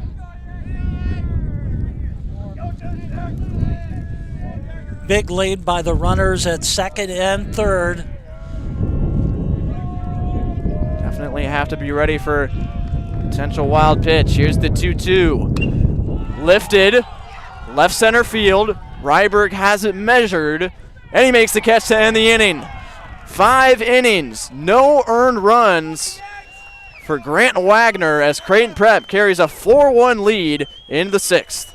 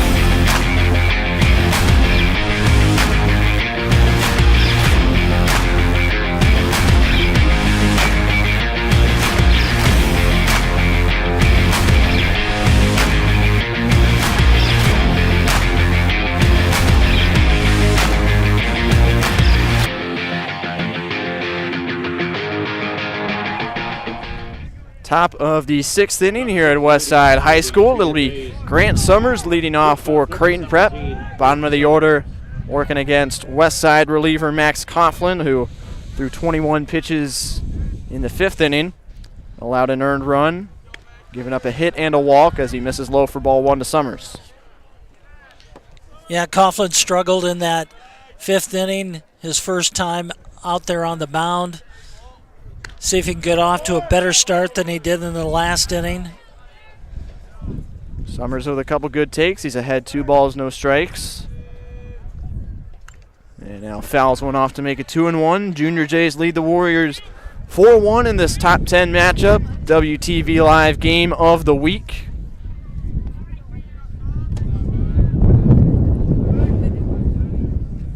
Summers catches a piece of that one to make it 2-2. Prep looking to make it a 6-0 start to the season before they get into some challenging Class A play coming up. Papio South comes to Jurgensen Park tomorrow. Prep goes to Lincoln North Star on Wednesday as it's now 3-2 to Summers, and then Prep goes to St. Louis this weekend, followed by games against Bellevue West and defending state champ Millard South next week. 3-2. well upstairs, not even close, and Summers takes the walk. Yep, the Junior Jays are off to a good start this season, undefeated. Center fielder, number 7, Sam Ryberg. It'll be Ryberg to the plate for Creighton Prep as we flip the lineup card over. Ryberg's gotten on base, opening walk of the game, grounded out to the shortstop, and also flied out to right field. And he fouls that one back. Nobody tries to make a play behind us on the concourse. Got to bring your glove to the ballpark, Ross. Come on now. You know what? We got a good turnout here for a game Yes, in the we month do. of March. But anytime these two teams play, brings out a lot of spectators because, you know, this, as I mentioned earlier, a lot of the folks who are Creighton Prep students and families live close to the Westside High School, and it really, we call it the neighborhood rivalry, and it's one of the great ones here in the state of Nebraska anytime these two teams meet. 0-1. Ryberg lifts it high in the air to center field. Connolly drifts in and makes the catch for out number 1.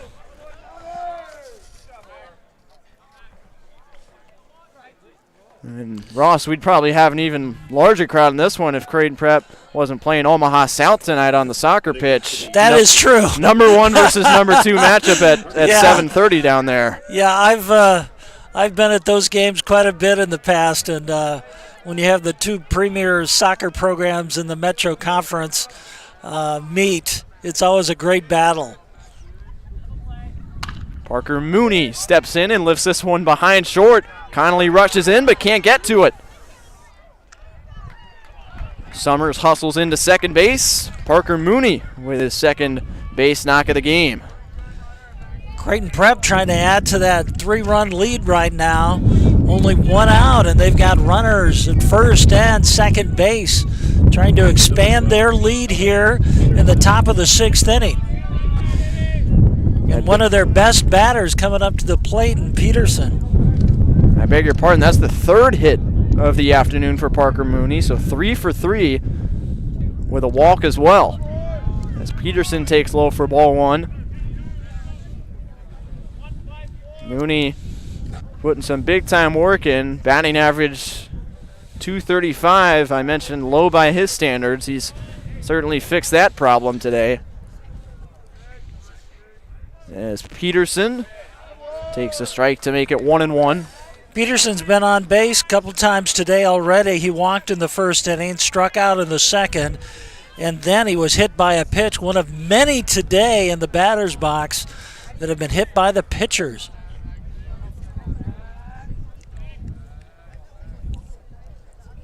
One from Coughlin is low to make it 2-1. Ty Madison threw 80 pitches to start the game for Westside. Through 4 innings, gave up 2 earned runs. Coughlin in relief has thrown 33. Now it's 2-1. Swing and a miss. Went upstairs with it. Peterson couldn't connect, and it's 2-2. This is a big batter right now for Coughlin, trying to retire these last few batters, get out of this jam with runners on first and second. 2-2 is low, and the count filled up to the Creighton Prep catcher.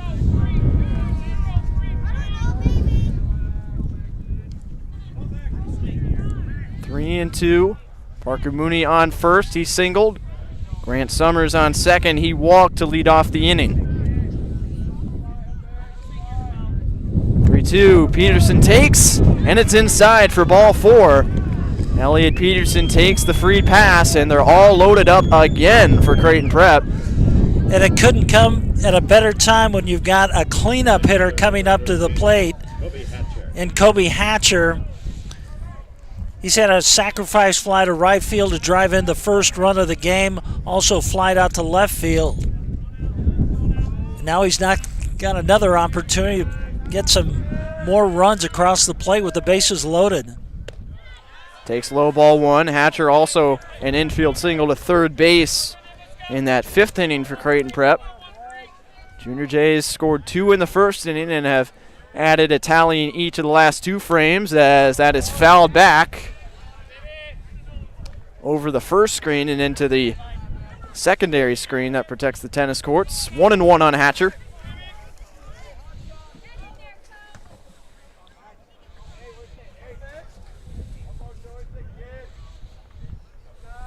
Coughlin ready with it. And it's fouled off again. Watch out in the parking lot. Hope that wasn't my vehicle. I think I parked deeper than that. That might have gotten to the first row. As long as you didn't park behind the fence in the outfield. That's what I've witnessed a few times. A few smashed windows over there from some students who didn't look at the signs over there that are posted on the fence. But key critical moment here in this game right now with the bases loaded and only 1 out. Another 1-2 coming to Kobe Hatcher. Takes it low. Junior Jays have seen the low pitch very well today. They've struggled to lay off the high stuff a bit more, but had no problem taking those ones down. Here's the 2-2. Swing and a miss. Hatcher behind it. He strikes out swinging, and he'll give way to Grant Hatcher with the bases still juiced. Big strikeout for Max Coughlin there to get that second out. Bases loaded right there. Got ahead in the count, and that helped him, and he got the right pitch in there and passed the batter. Coughlin with his first strikeout. He's put in some work. This is his 42nd pitch as he misses low to Grant Hatcher. Hatcher has reached base all 3 times he's come to the plate. He walked, was hit by a pitch, and then walked again. So he knows what it's like to get out there on the bases today. As he takes a high strike from Coughlin. So no at-bats in this one. 3 plate appearances, but 0 ABs for Grant Hatcher, the Creighton Prep third baseman. Now the 1-1 is in there. Coughlin working ahead, trying to get out of this jam. Prep loaded the bases with 1 out, but now Coughlin a strike away from getting out of it without a problem and keeping his team in it as well. Well, this could seal the win for the Junior Jays with a hit here. Clear the bases. That one down the line, it hits the bag. A terrible break for Westside as 1 run scores. Mooney comes home. Holmstrom will stop at third, and a 2-run single. Everything breaking right for the Junior Jays now. It's 6-1 Creighton Prep. I may have spoke too early right there. I was talking about clearing the bases and sealing this game for the Junior Jays, but now a 5-run lead, 6-1. Couple runs across the plate there off that grounder that hit the bag and rolled into foul territory. Big moment there for the Junior Jays, and now they lead this game 6-1 in the top of the 6th inning. And now Thiele takes ball 1. It sure did look like over at first base with the ball rolling somewhat slowly. Jackson Yeager was going to have a play at that, making the dive, but now straight up in the air as Thiele now rolls 1 to short. Gunderson goes the short way to second, and the inning is over. Creighton Prep adds 2 more. They've tallied 4 in the last 3 innings, and their lead is 6-1.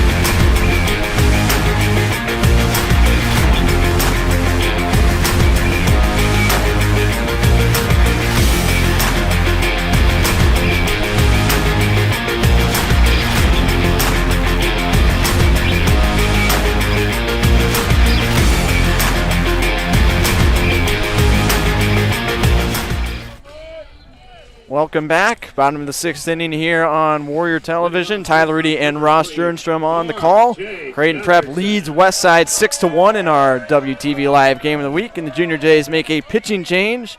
Thomas Leiden, the senior southpaw, into the game in relief after Grant Wagner went 5 innings, allowing 1 run, but it was not an earned run for the Junior Jays, as Leiden, first pitch is fouled off.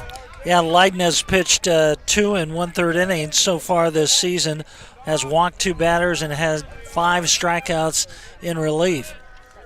And the future teammate of Westside starting pitcher Ty Madison, both going to the Des Moines Area Community College. As that's upstairs, 1-1 the count now on Gunderson. Leiden, a key contributor in the Prep Westside baseball game last season, earning a save, pitching a scoreless inning against the Warriors. Gunderson so far today has singled in the 2nd inning, and then he also reached base in the 4th off an error by the 3rd baseman on a wild throw over to first base. So Gunderson's been on base twice. 2-1. Inside, Gunderson dances out of the way, and the hitters count at 3-1. Leiden did not allow a hit in his first outing of the season, although did give up 2 walks. And he allows a man to reach on 4 balls to begin his outing today. Gunderson given the free pass. We're reaching twilight here in the evening. A little tougher to see some of those balls from the mound. A little less daylight, and the lights have come on here at Westside. First pitch to Jack Wimmer, the left fielder, in their first strike. Leiden struck out 5 in his 2 1/3 innings pitched against Central last Saturday.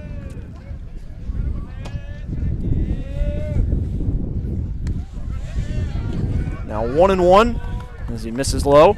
Peterson does well to keep it in front of him. Wimmer's connected so far in this game. Flied out to center field, and he also flied out to right field, but has yet to get on base.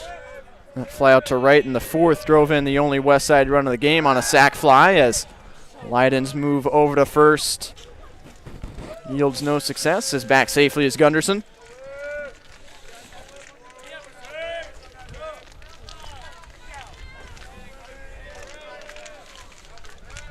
One to Wimmer. Sails high to make it 2-1.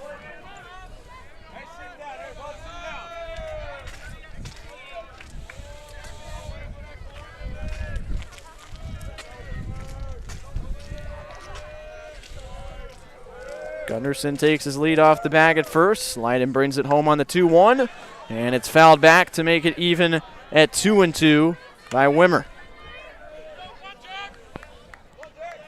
Wimmer being very patient at the plate with a new pitcher on the mound. And the first batter walked in the inning.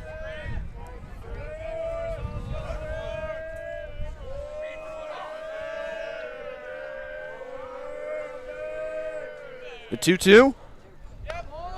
High. Back pick move by Peterson. And Gunderson back safely.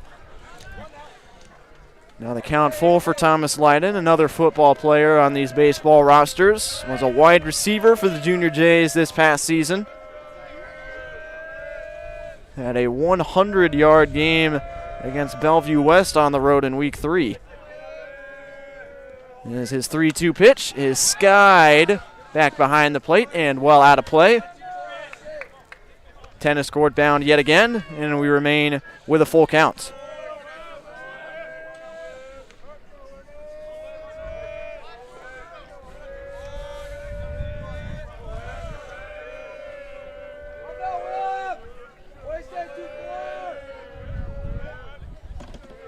Another payoff coming to Wimmer, but not yet, as Gunderson was leaning a little bit over at first. Leiden checks him back to the base.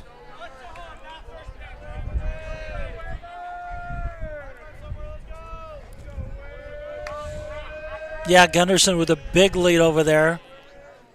Now Leiden comes home, Lifted high in the air to the right side. Mooney will give way to nobody. Kobe Hatcher let Mooney have it, and Mooney let Hatcher have it, and now we're going to have 2 runners at second base. Gunderson did not round the bag at second, but still able to get back to first in time with chaos all over the place. So Wimmer lifted it to right field. It dropped in. He rounded the bag to go to second with Hatcher not knowing where it was, but Gunderson stayed put at second base, and somehow Wimmer got back to the bag at first. Yeah, that was almost a comedy out there on the base pass. Gunderson didn't want to leave because he thought the ball was going to be caught, and Wimmer thought, I'm going to go all the way to second with that ball getting away into foul territory, but no outs. And Westside's got something going here with runners on first and second with Matt Leonard at the plate. Still nobody out. Leonard cuts and misses on the first one. He was late on the high heater. Strike one. Leonard grounded out to the third baseman, but reached base on an error, and also grounded out to the shortstop, so he can get the ball in play. Line zone 1 has popped up. That'll slice out of play. And he finds himself ahead. No balls and 2 strikes to the Westside second baseman. And the temperature has really dropped down here. The sun is going down, and the wind is still gusting 17 to 20 miles per hour into the field. 0-2 from Leiden. Goes with the breaking pitch, but it stays outside. Now a ball and 2 strikes. Preps outfield playing Leonard fairly shallow, especially in right field where Hatcher has to account for that big gap between first and second. 1-2 coming. Swing and a miss. Pulling the string was Leiden, and a swinging strikeout for Matt Leonard will bring Michael Zimmerman, the catcher, to the plate with 1 down. Yeah, I'm sure Leonard would like to have that swing back. That ball just almost went down in the dirt. So 2 on, 1 out. Bottom of the 6th inning, Creighton Prep leading 6-1. And Zimmerman, who is 0 for 1 with a walk and a ground out to short, steps in. Great play by Peterson to keep that spiked fastball in front of him. Leiden misses for ball 1.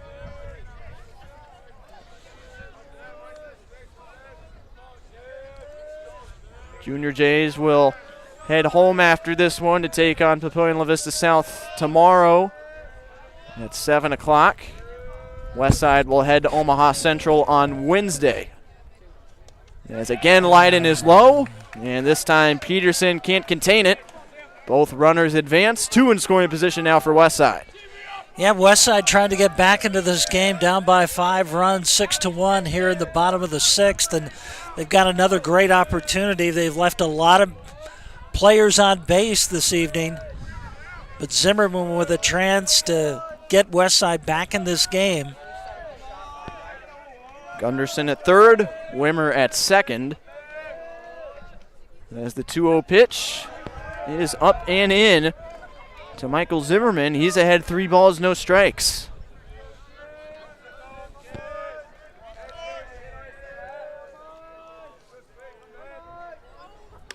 Leiden finds the strike zone to make it 3-1. Warriors still fighting hard. We've seen them come back before this season, making Leiden earn this one. Already has thrown 20 pitches in the inning. Here comes 21. Lifted up, right side.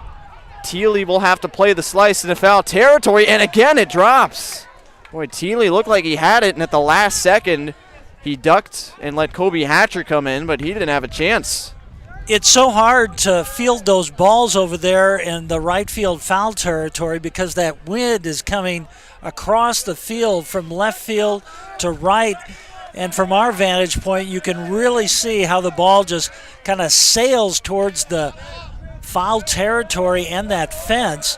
And it's really hard to judge. So it's not an easy fly ball to to manage over there, and we've seen it happen a couple times today where the outfielders in right field and the first baseman have yet to get to the ball over there. That can be a tough ball to find in the twilight sky as well. Here's the 3-1 from Leiden. Roll toward first. Thiele will make the play. Gunderson comes in to score. It's a 4-run ball game as Westside scratches one across at the bottom of the 6th. Zimmerman will pick up the RBI. 2 down now, and Wimmer at third. Sholey comes up to the plate, the designated hitter. He struck out in the second inning and grounded out to the first baseman in the 5th. So Warriors still trying to get something going here, down 4 runs, 6-2. First pitch to Sholey is upstairs, ball 1. The run coming across the score will not be charged as an earned run to Thomas Leiden, as the misplay out in shallow right field between Mooney and Hatcher was ruled an error. Leiden's 1-0 to Sholey is low on the off speed. And the count 2 balls, no strikes. Wimmer over there at third base, big lead, fastest player on this Westside lineup.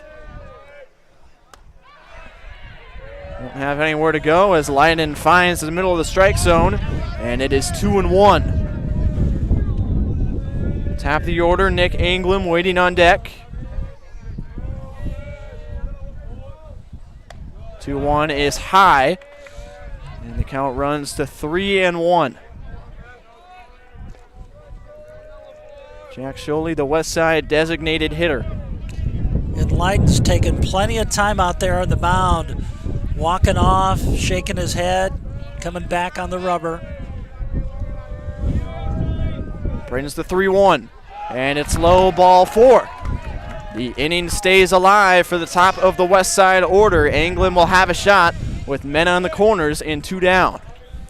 Anglem so far in this game, he's come up to bat 3 times, grounded out to the shortstop, reached base on an error by the third baseman on a wild throw over to first, and he's flied out to center field. But now there'll be a big conference on the mound with runners on the corners for Westside, and Prep holding on to that 4-run lead.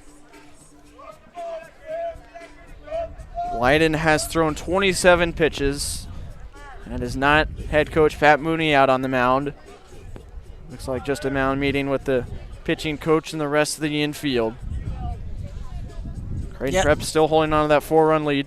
Yeah, there's nobody over there warming up, so they're going to stick with Leiden on the mound. And now the umpire will come out to break it up.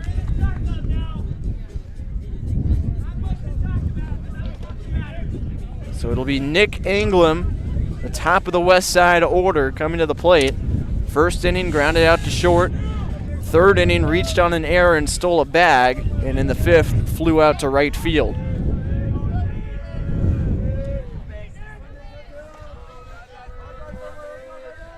Wimmer on third, Sholey at first, as Leiden misses low for ball 1.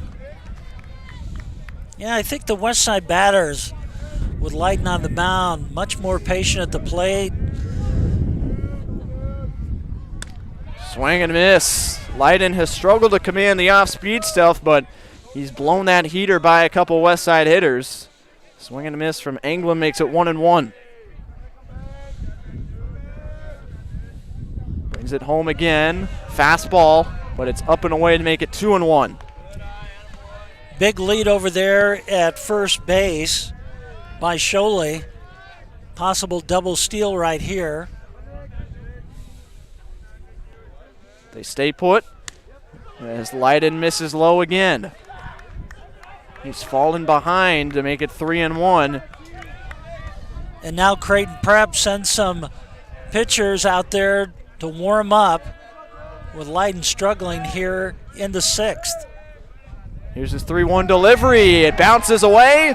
It'll be a walk. It'll score a run as Wimmer trots home, and all of a sudden the Warriors are inching back into it. It's 6-3. And the Warriors are at a good position right now. Runners at first and second base, 2 outs, trailing by 3 runs. But the number 2 batter in the lineup comes up to the plate, Tommy Conley. Number 10, Tommy Connolly. Creighton Prep definitely looks like they're speeding things up out there in the right field bullpen. Leiden has thrown 32 pitches now. He has walked 3. But he finds the strike zone low. And the story of the season for this Westside team is the way they've rallied in the late innings and come back to win games. They've done this 4 times so far this season. Ground ball to third.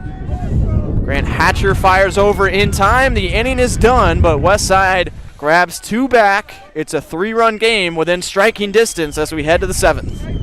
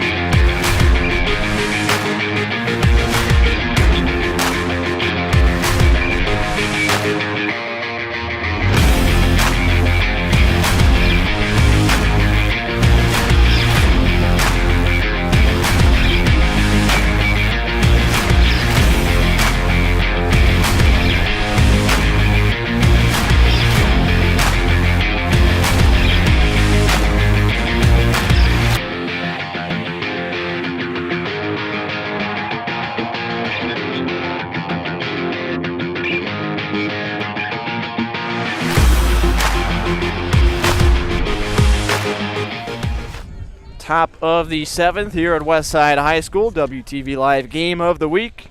Number 7, Creighton Prep, leading number 5, Westside, 6-3. Zach Ryan leads off for the Junior Jays. Bottom third of the order coming up for Prep as Max Coughlin back to the mound for his 3rd inning of work. And the objective for Coughlin here in the 7th inning is to maintain that 3-run deficit here in the last inning. Not let the Junior Jays get any more runs up out there on the board.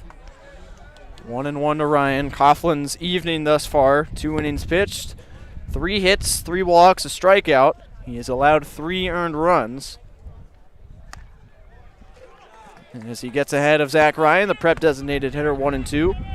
Ryan has struck out twice. Once swinging, once looking. Also had a sacrifice bunt. And he is caught looking once again. 3rd strike of the game for Ryan. He's 0 for 3 and 1 down in the 7th. But that's a good start for Coughlin here, trying to hold this deficit just to 3 runs. It'll bring up the 8th batter in the lineup, Jack Stessman. Stessman fouls that one back.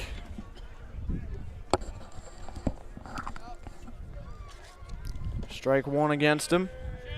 Yeah, Stessman so far tonight, grounded out to the second baseman, flied out to the shortstop, and flied out to center field.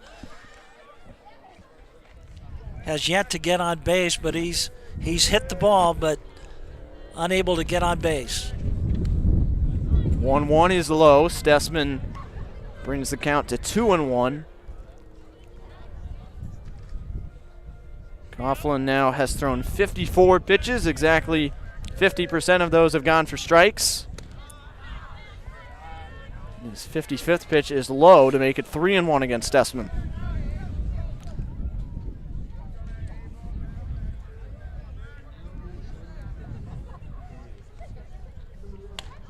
Upstairs, ball 4. The Junior Jays have a base runner with 1 out. Bringing up the bottom of the order, Grant Summers, the shortstop. And Stessman works the walk with 1 down. Yeah, and Zimmerman will come out to talk to Coughlin, give him a little confidence after that walk. You know, he struck out the batter to open the inning and then gave up, 4 balls there on just 5 pitches. Summers to the plate for the Junior Jays. as he takes a first pitch strike. Summers has once again been active offensively for Prep. Grounded out to the pitcher in the second inning, but singled and scored in the fourth, walked and scored in the sixth. Here's the 0-1. Runner goes, pitch is taken, and stealing the bag with ease is Stessman. Yeah, Stessman got a huge jump off Coughlin right there. Showed his speed on the base pass, getting to second base.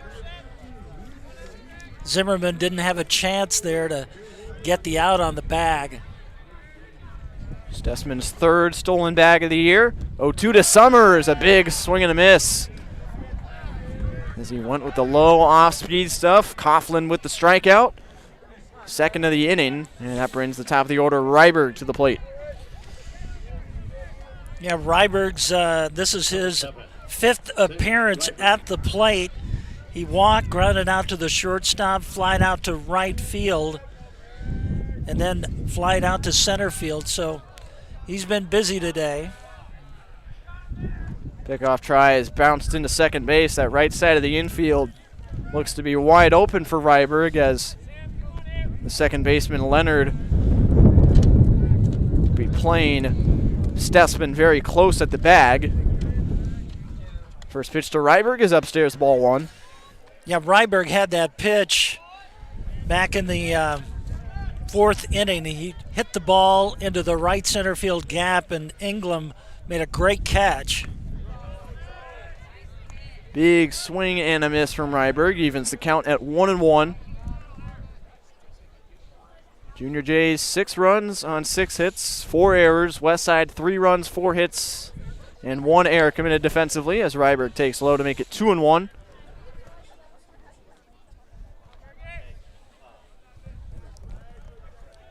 Coughlin, 62 pitches thrown on the outing now.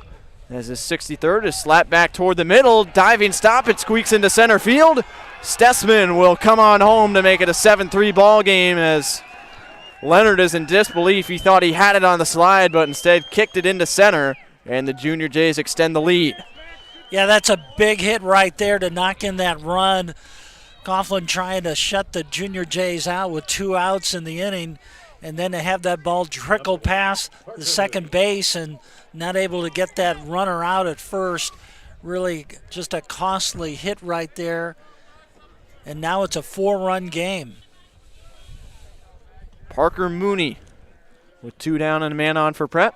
Takes a first pitch strike, and it's one of the keys to the game we talked about for Prep in the open, Ross. Just put the ball in play. We saw it in the last inning with the 2-run single off the first base bag, and then Reiberg just squeaking one through. Anything can happen if you can get one into the field of play. Prep has certainly proven it tonight as the runner goes. And they got him. Zimmerman's throw on one bounce to cut down Reiberg. And the inning is over. Westside will look to put the rally caps on and come back from a 4-run deficit when we come back.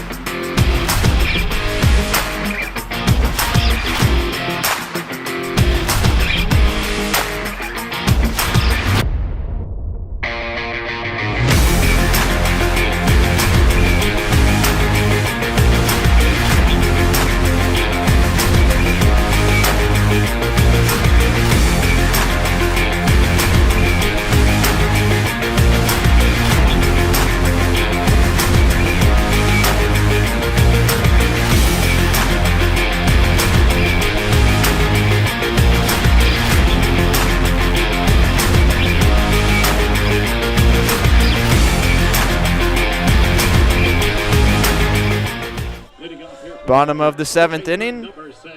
Creighton Prep 7, Westside 3 here on Warrior Television. Thomas Leiden back to work for the Junior Jays. He'll face the 3, 4, and 5 hitters for the Warriors, starting with Bargo. Bargo so far tonight, flight out to left field. He was hit by a pitch and singled in his last appearance. Little single to left field. Hoping to get something started here for the Warriors.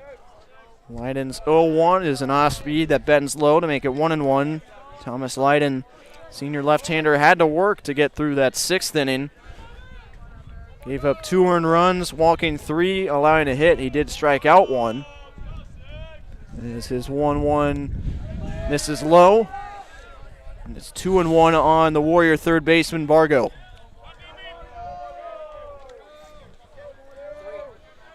Bargo hoping to get something started here. The leadoff batter. The 2-1 is lifted high in the air out to left. Stessman drifting back. And he can't make the play. That'll roll to the corner. Bargo rounding second. He'll pump the brakes. Stessman can't believe he didn't come up with it. And that ball just tailing away from him a little bit. Sailed out of the reach.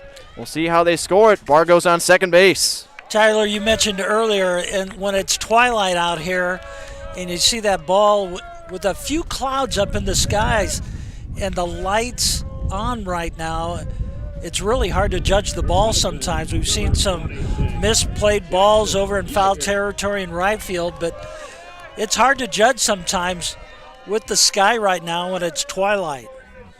Stessman will not be given an error. It'll be ruled a double as Yeager takes ball 1. Boy, Thomas Leiden has caught some bad breaks with the defense behind him. Had that pop-up into shallow right that dropped in for a hit. There was a foul ball over on the right side that was playable but dropped, and then Stessman couldn't come up with that one out in left field. Now the 1-0 rolled foul down the third base line. Count 1-1 on Yeager. Yeager a single to left field, grounded out to the second baseman, and also flied out to center field. He has had some opportunities in this game with runners on base, but has left them on, trying to get, runs scored in this game, some RBIs, but failed to do it. Low to make it 2-1. Yeager has hit the ball hard at times today. Had a rocket of a single into the left center field gap in his first AB to lead off the second. The 2-1 is up, and it's 3-1 on the Warrior cleanup man. Yeah, Yeager took a big step into that one, but decided not to swing. Again, he leads the state in home runs with 3 and RBIs with 12. 3-1, hit hard on the ground to short. Summers gobbles it up and fires to first base. 1 down in the 7th.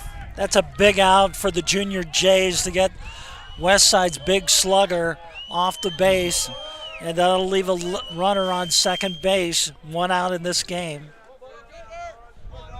Bargo remains out at second. It'll be the shortstop, R.J. Gunderson. Gunderson has reached base all 3 times he's come to the plate. Single to center field, reached on an error by the third baseman on a wild throw to first, and then also walked in the 6th inning.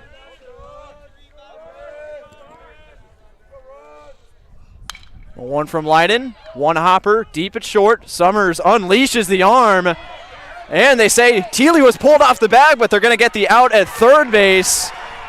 That won't end the game. Junior Jays are all coming back out, but the umpire in the middle of the infield ruled that Summers' throw pulled Thiele off the bag at first, but they do get the out with Gunderson trying to advance, or rather, Bargo trying to advance to third. Gunderson out. Yeah, the celebration started just a little early, and I thought the game was over too, but that call at first base was safe, pulled him off the bag. So Pat Mooney will come out and talk to the umpire.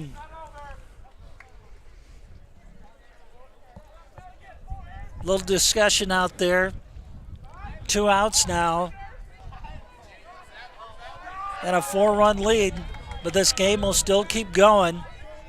They'll give Summers an error. That's the 5th Junior J error of the game.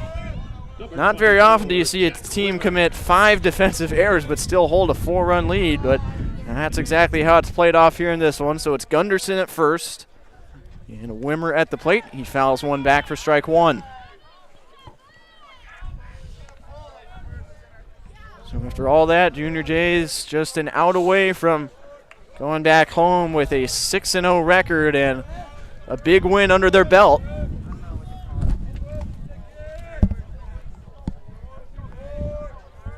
A 1 from Leiden. Fouled back again. 1 strike away as it's 0-2.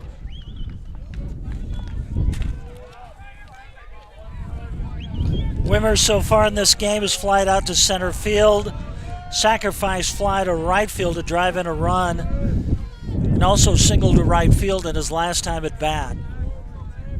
Pitch number 48 from Thomas Leiden. Bounces into Peterson, who throws back to first. Thiele drops it, and Gunderson is back safely. Count now 1-2.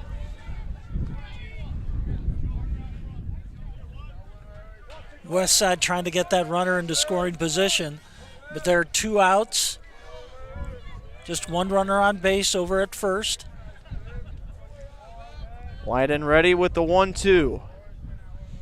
On the way, and it's in there to end the ball game. He goes off speed and gets Wimmer looking, and the Creighton Prep Junior Jays come to Westside and take down the Warriors with a final score of 7-3. Prep to 6-0 on the season. Westside drops to 6-2. Ross, final thoughts on a hard-fought, well-played ball game? Well, you saw a great pitching performance by the Junior Jays. They really held the Warriors in check, only allowed 5 hits, and it snaps that 6-game winning streak for the Warriors. And Creighton Prep picks up their first win of the season over a team with a winning record with a 7-3 victory. So that'll do it from here for our WTV Live Game of the Week. Creighton Prep takes down Westside 7-3 on this Monday evening in Omaha. For Ross Jernstrom and our entire Warrior Television crew, I am Tyler Reidy saying have a great rest of your evening and week, everybody. See you next time.